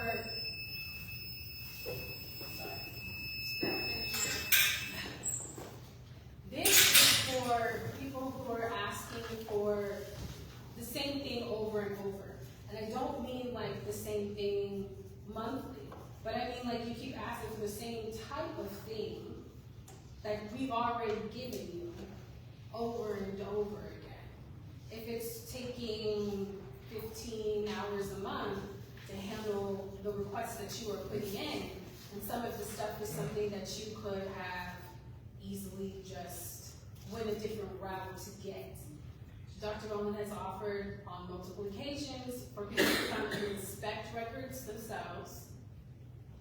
That hasn't been taken up by anybody, but that's That's what this is for. It's not for someone coming in and they're like, hey, I would like to see this, or I want to see this, and we only see them twice a month, and it takes 15 minutes apiece. It's also something that has to get designated. It's not automatic. Like, he has to say, I would submit a name, then he goes through and says, okay, I would consider this. It's not just, this person can't do anything, whatever. Afterwards, though, even if you are, that's what you are, then moving forward, every request that you have, after you have been deemed a thank you. Then, for that year term, you put down a deposit every time you have a request. So it's not going to stop requests from going out.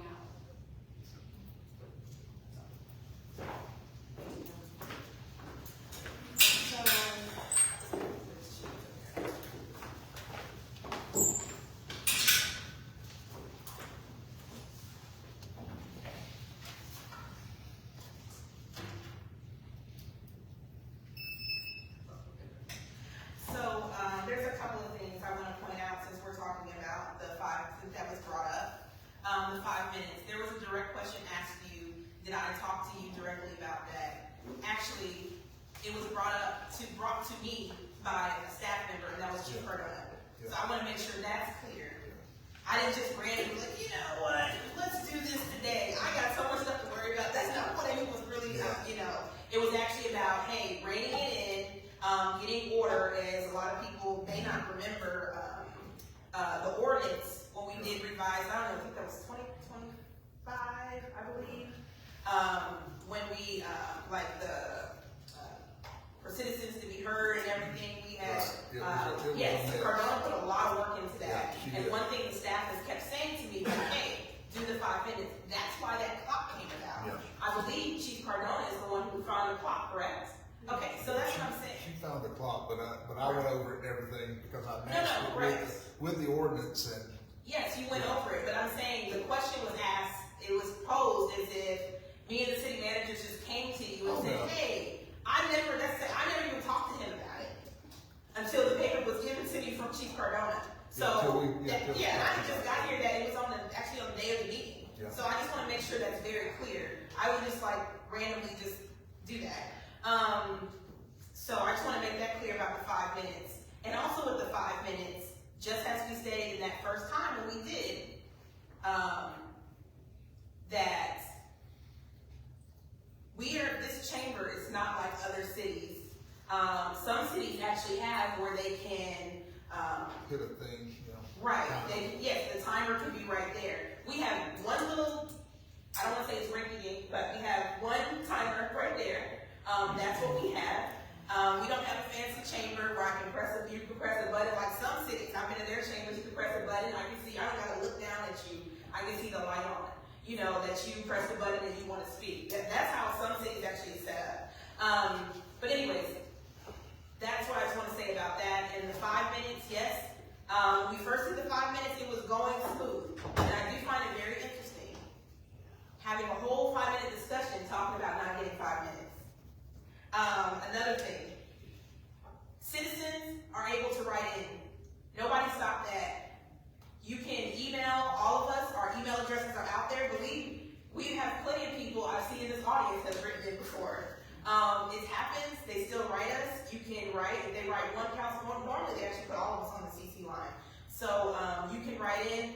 Nobody has stopped writing in any concerns or anything from the city. You can write in. You can call. I receive calls all the time. We all have. Nobody took away 5 minutes for the citizens to be heard. At the beginning, citizens to be heard, we just took it down to 3 minutes. That's the standard for most cities. It's 3 minutes. That's enough time. If you ask anybody, especially anywhere, that is enough time to get your point across. It's 3 minutes. So we are giving them opportunity to speak. I just want to say also, it was brought up about some of the names on here, and it was talking about the council members. They are getting this information. Now, for example, if you're asking about a police report, I don't know about that. But some of this other information that I'm looking at, this information provided.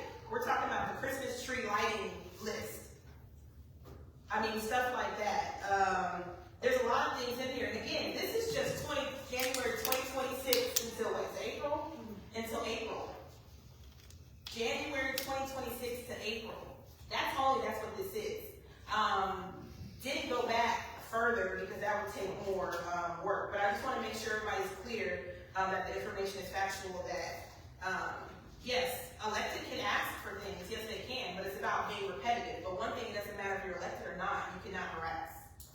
So that is very clear. It doesn't matter who you are not able to harass. That is very clear. And again, this is not stopping somebody from putting in a request. It's just saying that once they're deemed a vexatious requester, you have to put up a deposit first. I mean, if you didn't plan on, if you really plan on picking up the records, why do you want to pay up front or put a deposit down? Just curious. That's a question to ask. Why would that be a problem? Okay.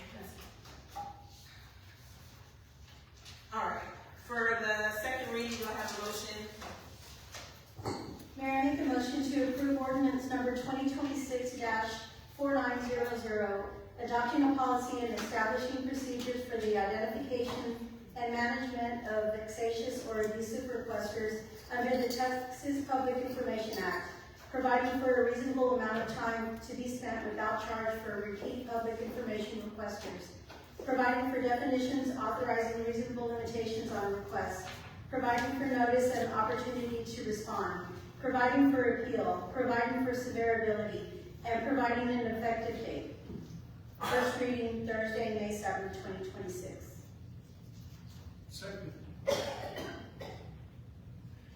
Have a motion to approve ordinance 2026-4900, adopting a policy and establishing procedures for the identification and management of vexatious or abusive requesters under the Texas Public Information Act, providing for a reasonable amount of time to be spent without charge for repeat public information requesters, providing for definitions, authorizing reasonable limitations on requests, providing for notice and opportunity to respond, providing for appeal, providing for severability, providing an effective date. First reading Thursday, May 7, 2026. First by Mayor Pro Tem Apodaca, seconded by Councilmember Molina. Please call roll. Councilmember McCormick? Yes. Councilmember Lozano? No. Councilmember Garza? I'm not taking away people's opportunity to request. Councilmember Molina? Yes. Councilmember Street? No. Mayor Pro Tem Apodaca? Yes. Mayor Greider? Yes. Motion passes. Thank you. Moving on to 10D, discussion and possible action accepting the quarterly financial report for period ending March 31st, 2026. And before I go, I just want to say, and I forgot to do this at the beginning, which I'm going to start doing that before every meeting. Was anything sent to the city attorney for this agenda item? On 10D. Did you get anything sent to you with any questions? No. Did you get any questions, Dr. Rowland, on 10D? Ms. Wilson, any questions? Okay, just want to make sure. And the packet did go out on, what's our? The 8th, okay. All right, so moving on to 10D, discussion and possible action accepting the quarterly financial report for period ending March 31st, 2026. Ms. Leanne. City Council residents, we have Ms. Leanne, who is our consultant here, give the quarterly report.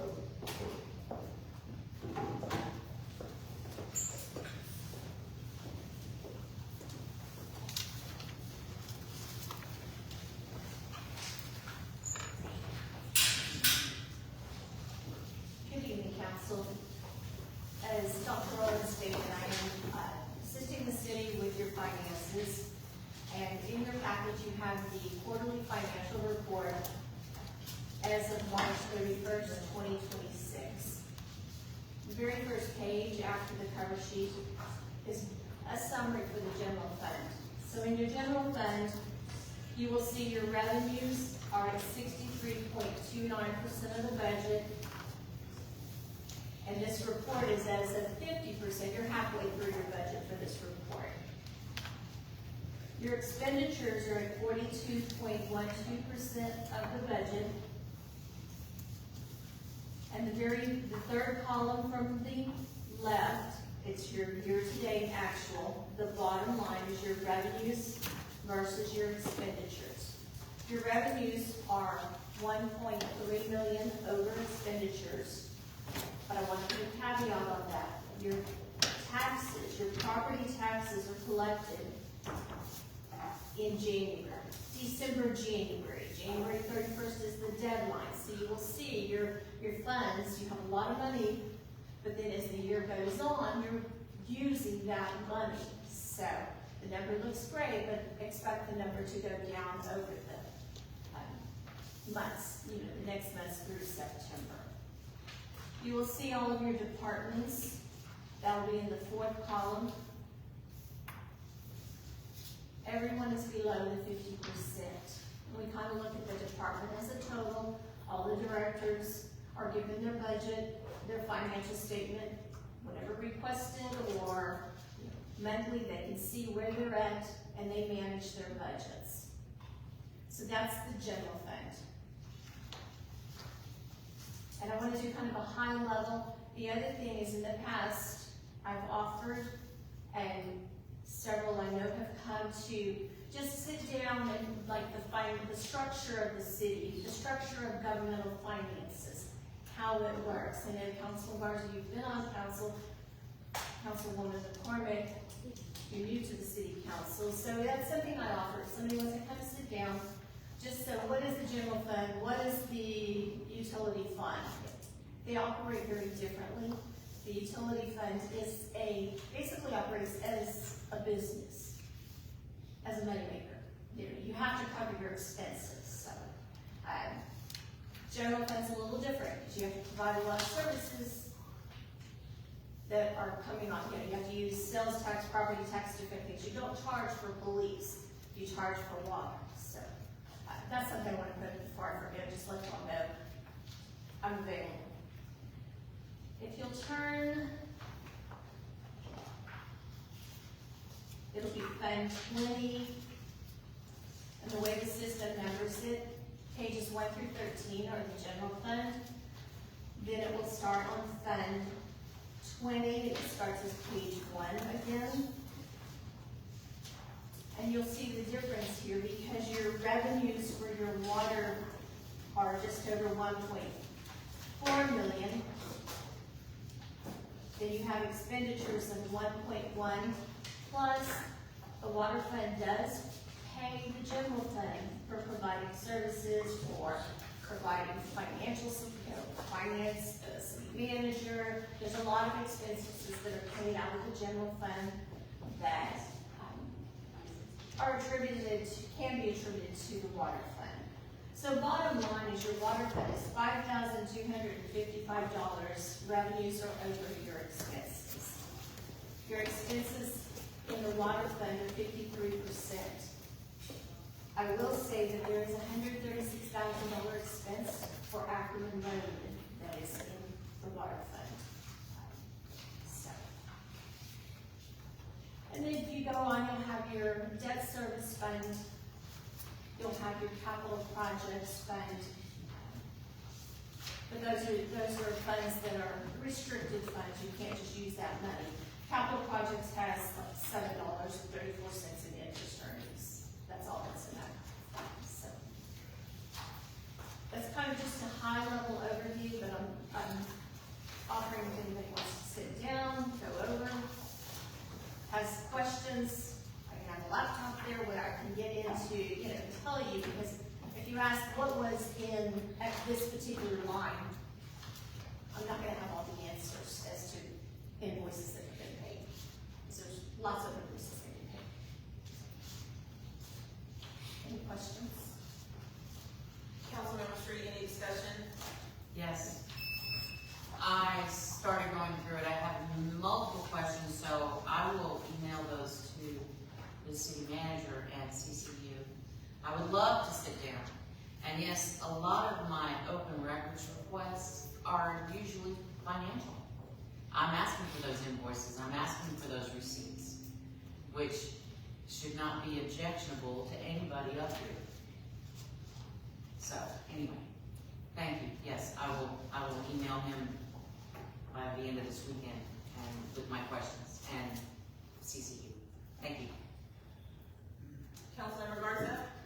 I would like to just make sure that we do get your contact information. It is going to be very important to be able to ask questions. And let me ask you: is there anything in our our expense reports or anything that was questionable or anything that kind of gave rise to an idea of you know, where things came from or what it was? I mean, were you provided with everything? And I'm very OCD when it comes to invoices. Nothing gets paid unless it has an invoice attached, so, you know, they come in, if they're signed to pay, they get paid. But there's not, the only thing, and I still go back to it, is the Ackerman Road project because of the drain on the water fund. And that's nothing that's gone wrong, it's just that project, the bonds were issued with the sewer portion coming out of the water fund, and that's millions of dollars. Yes. That's my concern. And prior to that, actually, the way we discussed it, a lot of that was supposed to be coming out of our fund. And that was how it was supposed to happen. That's the reason why they had pressed so hard to get the sewers done, because they were saying that they needed to be done, and we were getting all this ARPA money, and that was what was supposed to happen. But we did utilize everything in our water fund for that pretty much, yeah. And how, I mean, it depleted. Let me ask you this: is all this stuff? Is it public? Is this all public? All of the invoices? No, I'm just saying all the this audit or it's just the financial statement. Okay, but this financial statement though, it is public. Every quarterly report that y'all accept is on our website for the city. Okay, but it's not public prior to that, so this one that says unaudited. So once it comes to you all and you all here accept it, it goes onto the website the next day. It's actually already out, it's out there attached to the agenda. Yeah, okay, is there any reason, would there be any reason why we wouldn't be able to put this out at the moment, like, you know, it was already, you know, like, when we got it, I guess? It's already out. Yeah, okay, so I'm just saying, I mean, is there any specific reason why we, you know, why we only like place it though after it's been accepted? Because the city council is the body that needs to make sure that they are understanding of the financials. And so we wouldn't put it out to the residents before city council had an opportunity to ask questions and review it. That's the process. I get you. And the way this works out, actually, you know, it is great to know that we would be able to discuss this with you. Obviously, we didn't have that opportunity. We didn't know we could do that. So I would just, like in the future, I mean, just like to know that we can have those opportunities to do that prior to coming up here and then trying to understand all this stuff on our own. So that's really what I would like to say. Thank you. Mayor T-Mail offers financial alternate classes. There's something called the Public Funds Investment course that I think the mayor has done. Councilmember Street and Councilmember Lozano has also taken the courses. You can take it online, or you can actually go into the course, and that's something will get you the information.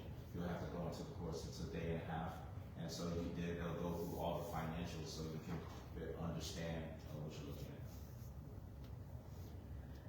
Councilmember Molina? Any discussion? Okay. Mayor Pro Tem Apadaka, any discussion? No discussion. Councilmember Lozano, any discussion? No, ma'am. Councilmember McCormick, any discussion? No, but I would like to say thank you for the welcome, and also, again, extending to the council here that you do have an open door policy for any questions that we may have, so thank you for pointing that out again. Thank you. So first I want to make clear, because I think, okay, so a couple of things. The emails needs to go to Dr. Rowland, and then Ms. Leanne will be CC'd on there as the financial director, that the email with the questions. I know, the reason why I'm restating this is because I just want to make sure that's clear. Number two, as we stated, again, Ms. Leanne, can you please, the question that is being posed, is there anything fraudulent that you see? That's what that question was posed. So we know we already have the audit, you do the finances, because honestly, if something was fraudulent, then it would actually go through you, right, also, so you would be able to catch it. So I hate to ask this, because I know you do a good job, but that's one of the questions, is anything fraudulent activity that you see Kirby finances? No. Thank you.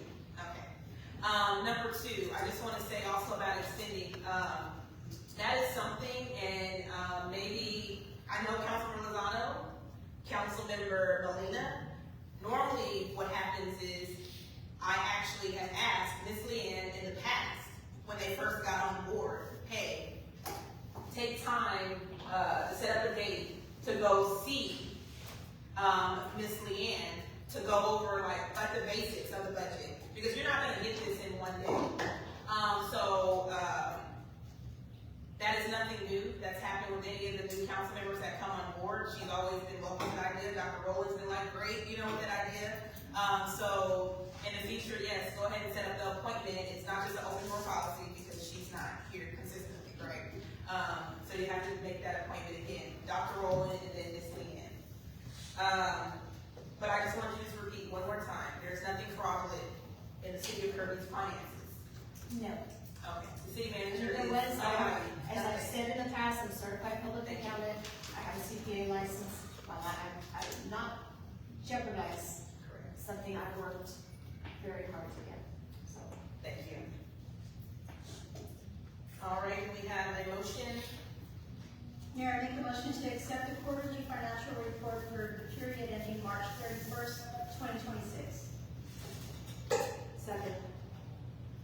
I have a motion to accept the quarterly financial report for period ending March 31st, 2026, first by Mayor Pro Tem Amadaki, second by Councilmember McCormick. Please call roll. Councilmember McCormick? Yes. Councilmember Lozano? No. Councilmember Garcia? No. Councilmember Molina? Yes. Councilmember Street? No. Mayor Pro Tem Amadaki? Yes. Mayor Gardner? Yes.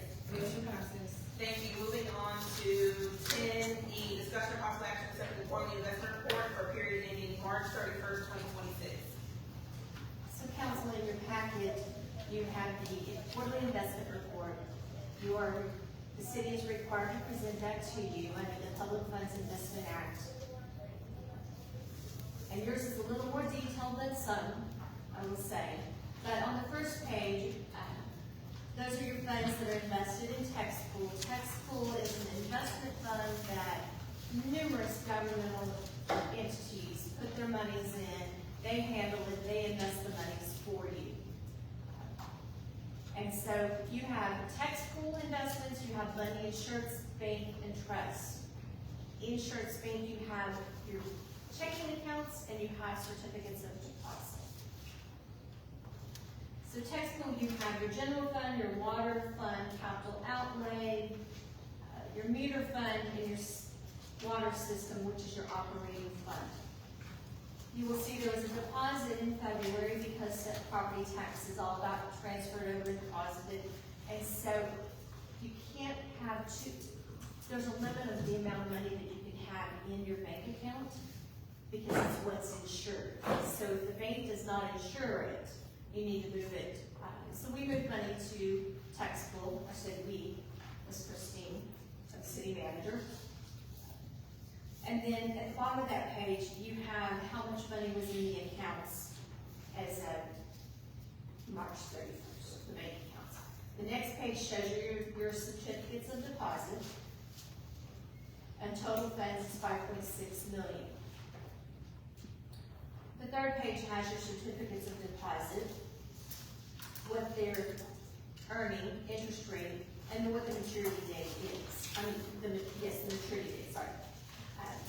The questions come up in the past about moving monies to tax pool. When you do a certificate of deposit, it's usually a year long. You're tying up your money.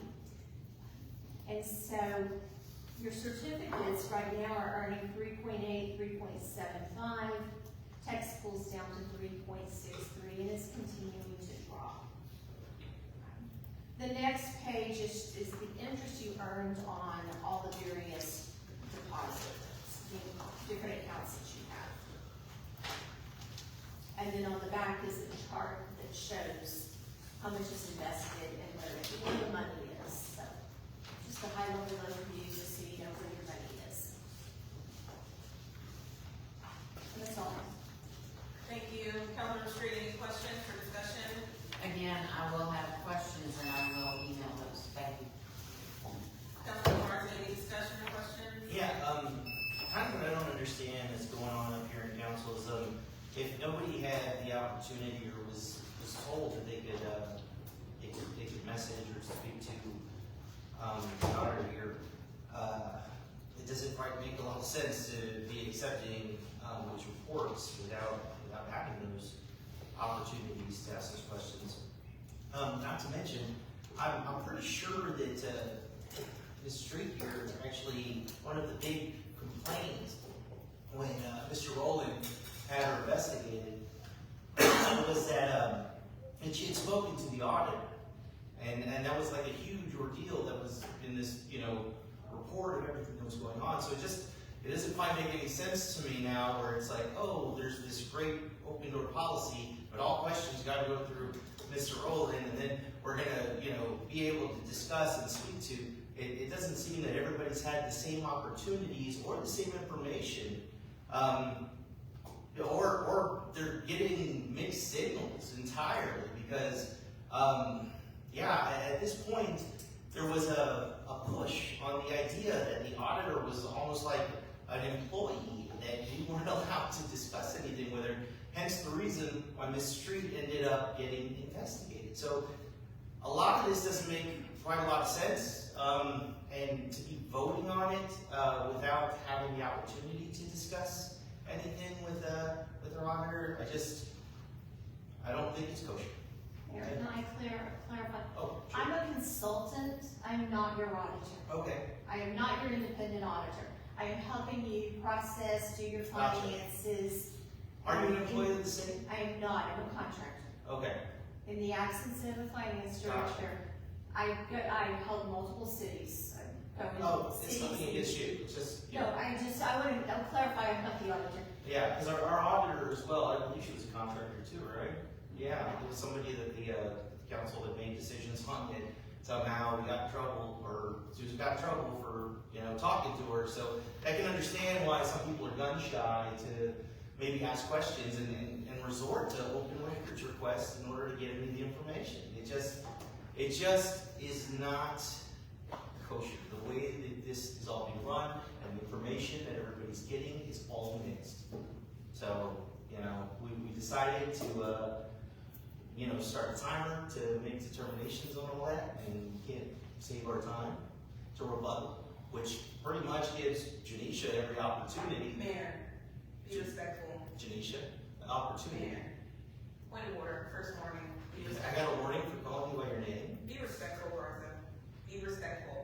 It's councilmember. Councilmember And you Garza, also, be respectful. you interrupted my time. Councilmember, be respectful. See, this is what I'm talking about. When people come in and interrupt, we have a 5-minute limit, and we only get so much time to speak, and then everybody else gets to interrupt and discuss things, and we're going to stop. Time. Perfect. Okay, you got 10 seconds. It took 10 seconds. What takes 10 seconds? You said I used 10 seconds by telling you, Mayor. So 10 seconds. So I have to add 10 seconds on it, please. She can't do just 10 seconds. So we got a timer that we can't add 10 seconds. Okay, how about this? So we just discussed an idea of the timer, right? Where we can't afford, 1, 2, 3, 4, 5, 6, 7 timers, but we just gave, $10,000 increases to everyone. We just decided to sign or push for a $15 million, obligation? That's what it said. Yeah, certificate of obligation. And we can't afford a timer where we push a button when people start interrupting us and take our 10 seconds of time. None of this type of stuff makes any sense. I think we should really upgrade this. I don't think Cardona really put a lot of effort into the idea of just grabbing a timer here to try to count us down for 5 minutes. So it just doesn't make a lot of sense why our city, who can afford all these wonderful things for, for re-signing contracts and all that other stuff, how we can't afford just 7 timers. 7 timers that we can push on or not push on, or even a timer that can add 10 seconds. I mean, I don't know what we're doing. We're just changing the rules as the mayor decides when she decides so that she can silence people. So now we just have to take our 5 minutes and discuss pretty much the situation until our time's out, because it just doesn't make a lot of sense. So, I guess in conclusion, what I'm saying is that we should probably do better. Thank you. Thank you. Councilor Rita, is there any discussion? Yes. And I guess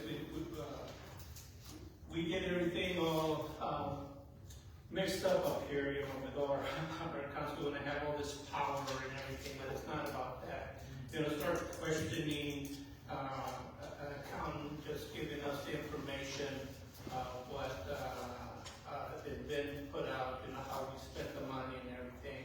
It's a profession that this person has. It's a professional that does that. Having questions is not a problem. I think if we have a question, we ought to ask it. It's all the way it comes across, demanding or asking, where do you come up with this? The city manager is the one that is responsible for all of the things that come across through the city hall. That's what we hired him for. And that's why it is important for him to be notified on what is coming along or coming through the city. That we would have a problem with that, I don't understand. That's what we hired him to do. The other thing is, question about the 5 minutes and stuff. I think we need to remember, like when I first got here, everybody was up here yelling and going back and forth and all this. And I always talk about bringing some stability to this. And it took some time, but we're trying to follow what's in our ordinances to these meetings. It's hard that we need to talk about this right now. We don't understand that, it's because we don't want to. But, this is respectful to everybody to be able to do that. That's why we hire people that are professionals in accounting. That's why we hire people that are professionals in our fire department and our police department and all the others. We're trying to get them educated and know what they're supposed to be doing, and that's why Dr. Rowland has asked for them to get more training.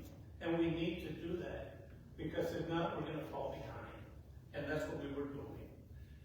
We need to remember that. And by coming up here and yelling and saying we don't understand, instead of trying to understand and trying to work together, that's a problem. And people look at that. So, with that said, I just want to say that, I respect everybody up here that is willing to work with us. I don't want to work with everybody. I really do, to try to get us moving in the right direction, to get our city in a better place for everybody to live. We're not doing anything right. We get all that criticism all the time on Facebook and stuff. But we need to move forward and try to get things done. Thank you. Mayor Pro Tem Amadaka, any discussion? Yes.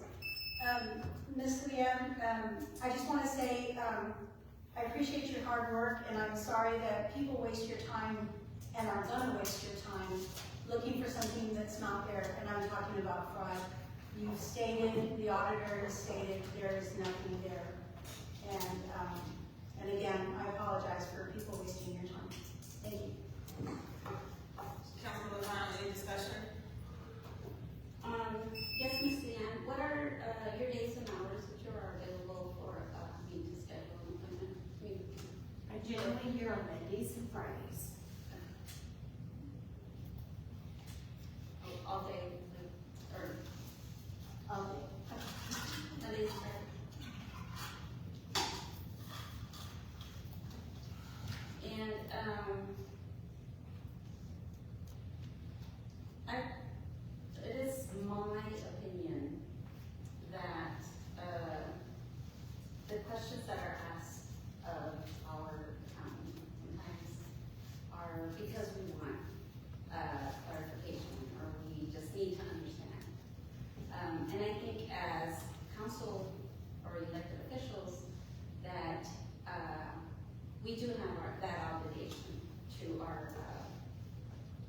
residents that we ask those questions. And, not that we are looking for fraud, but we just need to make sure that everything is, you know, I guess that's just making sure that we're seeing or understanding whatever report is given to us. So, yes, again, I do think that that is our responsibility. And as far as us on council, yes, our city manager does manage the administration, but we still have oversight. And we shouldn't just say that everything, we should just trust everything.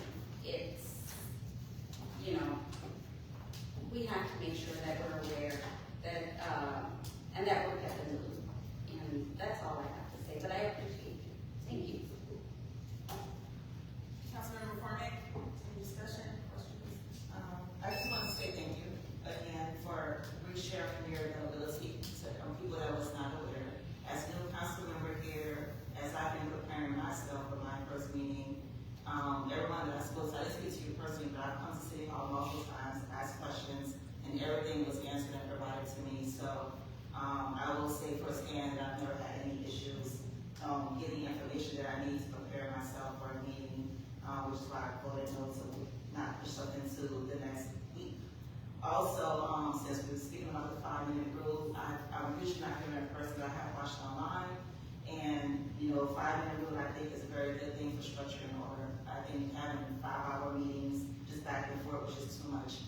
You know, do your homework, and then we come here, have a finalized question or one little thing you need to add to it, that's fine. But anytime I've had any questions outside of the meeting, I haven't had any issues getting those answers addressed if you're coming in or what have you. So I'm just sharing my experience. I don't know. I just appreciate everyone for their welcome and getting me prepared. As I am now, I still have a lot to learn, but I haven't had any issues. And again, thank you for resharing your availability. Thank you. Dr. Rowland? Mayor, the goal is to provide information from the organization, from our shared governance leadership, which is City Council and Mayor. There's a difference between going around the city manager not knowing that we're talking to an outside vendor or someone who represents the city. The process is that the city manager be notified, and when we set up a meeting, I'll be in the meeting with Leanne, and we don't have any problem doing that, and we haven't. I think this year, there's a difference between wanting to know what's going on and going to training to get understanding, right? So I think we have many people looking for fraud, but the part of it is spending the time going to the training to learn what you're looking at. So we have a lot of people looking for something but don't know what they're looking at. Public Funds Investment Act training will provide the necessary tools so you'll know how it's going to come, what you need to be looking for, and the opportunity for you to share the discussion. Again, when you accept these reports, it's you acknowledging that you got this information, that then we put on the transparent for the citizens of Kirby, and we've been doing that. This time is the most time that we have any council members in the mayor and myself have the PFIA certificate. When I first got here, there was 0. And so it's required by state law. So again, I think part of what we're doing together, and that's all new members or current members can get the certificate, which adds to the value of our organization to make sure that we're transparent and we have our information that we need. And so again, the goal is not to sit in a meeting and to berate anybody. And so by me knowing about it, I will be in the meeting, whether it be with the engineer if we wanted to have a meeting or anyone else. The process, we haven't blocked anyone from getting questions, but coming in berating any professional will not be standing for it. But we definitely want you all to have all the information you need for you to make the best informed decisions. So hopefully we will be sending you the information for you to go to TML training, and then you can get the training you need to be able to know what you're looking for. Thank you. So, yes, training, obviously training, number 1 is important. Number 2, the other two members on the council did receive their, you got their certificates in the file, and, No, but you go ahead. oh, okay. That we signed up around the same time. Can we, can y'all talk to the council members and make sure that they finish their training? That was a paid course also. Okay, the other thing is that there has been, I think again, and I'm just gonna say this briefly, there's misinformation, as you can even just write down on the agenda. This information, the packet goes out, you get a digital copy, you get a hard copy. That was sent out on the 8th. The city secretary sent that out. The information is there. Before, there is not a double standard. Our city attorney actually, at a certain point, was fielding all the questions through from a certain council member through the attorney, and it went up. That has ceased, from my understanding, right? So it's not saying that there has been no questions fielded since, except on when we get here on the night of the council meeting, and it stated I haven't gotten, matter of fact, actually has been stated that I don't ask any questions, all I'm gonna get is just received. And that's actually not accurate either. Ms. Leanne, have you not answered questions from a certain council member? During my presentation. Correct. Yes. So, no, I'm talking about, there's been questions that have been provided to you through email from a certain council member. I'm not trying to say the name. A council member is not provided, you've never had any questions provided to you? I have had them. Okay, I just wanted to, okay, I'm gonna say, okay, I just wanted to make sure. Okay, yes, okay. So, that hasn't happened, so again, that's misinformation that's being put out. Everybody has information, and it's not about, hiding any information or anything like that. If it's on the website, if it's out there publicly, if a person can come up here and get a copy, it's there. It's for everybody to see. And then also, again, it's for council members to, again, message. And then I just want to add too, since we're talking about that, every time that, for example, and it's not about, and the whole thing about with the auditor, that's actually not factual when we're talking about the investigation. I beg your pardon? Ma'am, Point of order. Point of order. Point of order from me. What is the point of order for? You're lying. What am I lying about, ma'am? What's your point of order? My contacting the auditor was not against the rules. What did I didn't finish my statement. No, but you started it. But you, ma'am, what is the point of, there's not a point of order for that. That doesn't even make sense. Point of order. I mean, you're saying point of order for something. Ma'am, please. That's gonna be your second warning. Because you keep talking for no reason. Really?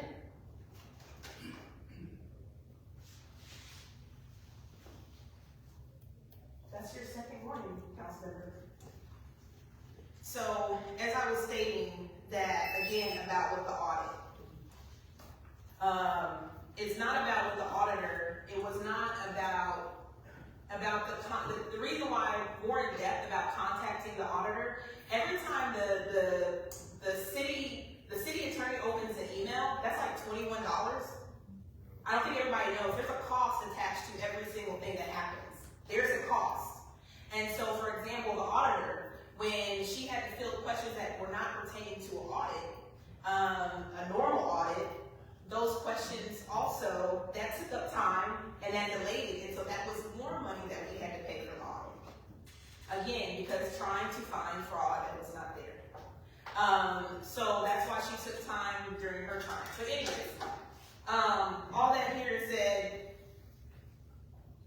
all the information is available. It has been available. Ms. Leanne, the questions again, the city manager, they've actually had a meeting together. I mean, that's the time that, you know, the situation that happened when two council members met with Christine and Dr. Rowland to go over some financial information, and that's when the threat was made. So again, things have happened. It is what it is. But we have plenty of time again there's other cities that have the same amount of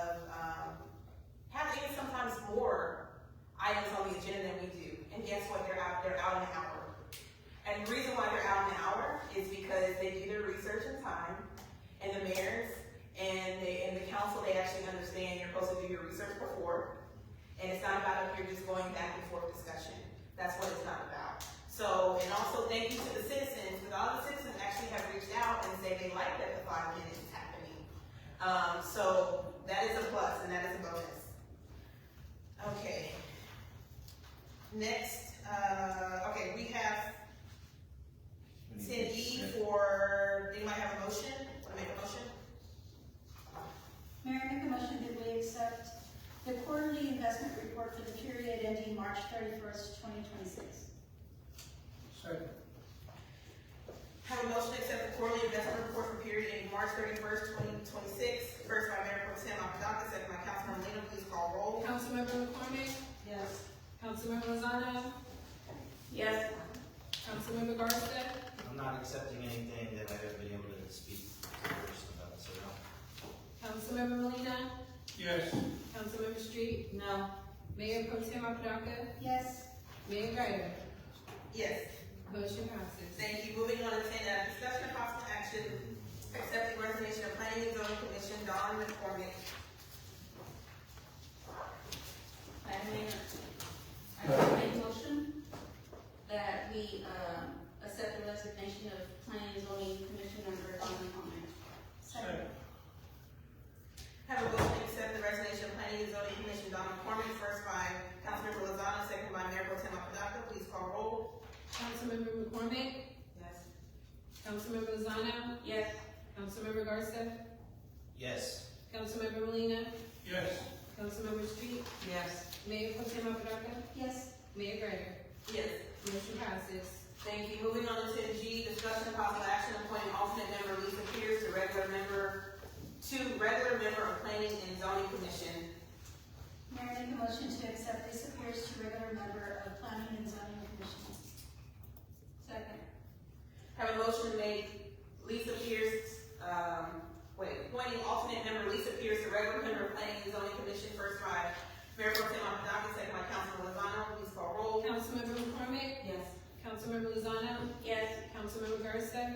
Yes. Councilmember Molina? Yes. Councilmember Street? Yes. Mayor Pro Tem Apodaca? Yes. Mayor Greider? Yes.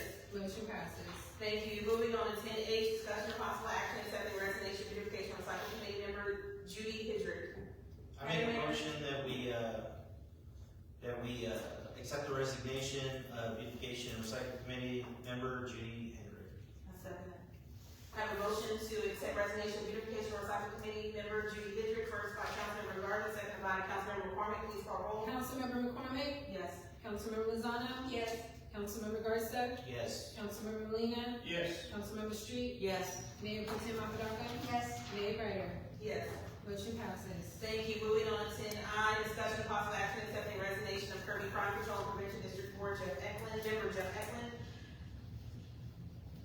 Madam Mayor, I make a motion that we accept the resignation of Kirby Crime Control and Prevention District Board member Jeff Eklund.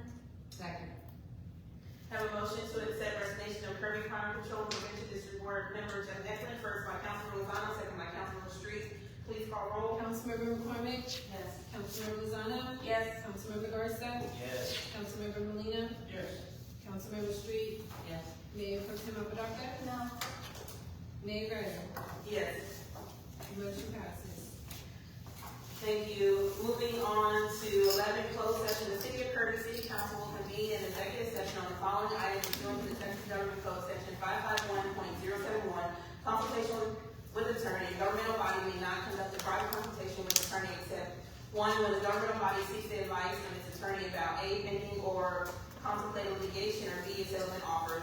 The City Council will discuss the following matters in executive session: Maley versus City of Kirby, Austin Bridge and Road, Jack Miller versus Chief Cardona, and Officer Rendon. So I have a motion to go to executive session. Mayor, I make a motion to go into executive session. Second. Have a motion to go to executive session, first by Mayor Pro Tem Apodaca, second by Councilmember Lozano. Please call roll. Councilmember McCormick? Yes. Councilmember Lozano? Yes. Councilmember Garcia? Yes. Councilmember Street? Yes. Councilmember Molina? Yes. Mayor Pro Tem Apodaca? Yes. Mayor Greider? Yes. Motion passes. Okay, regular session closes at 9:30.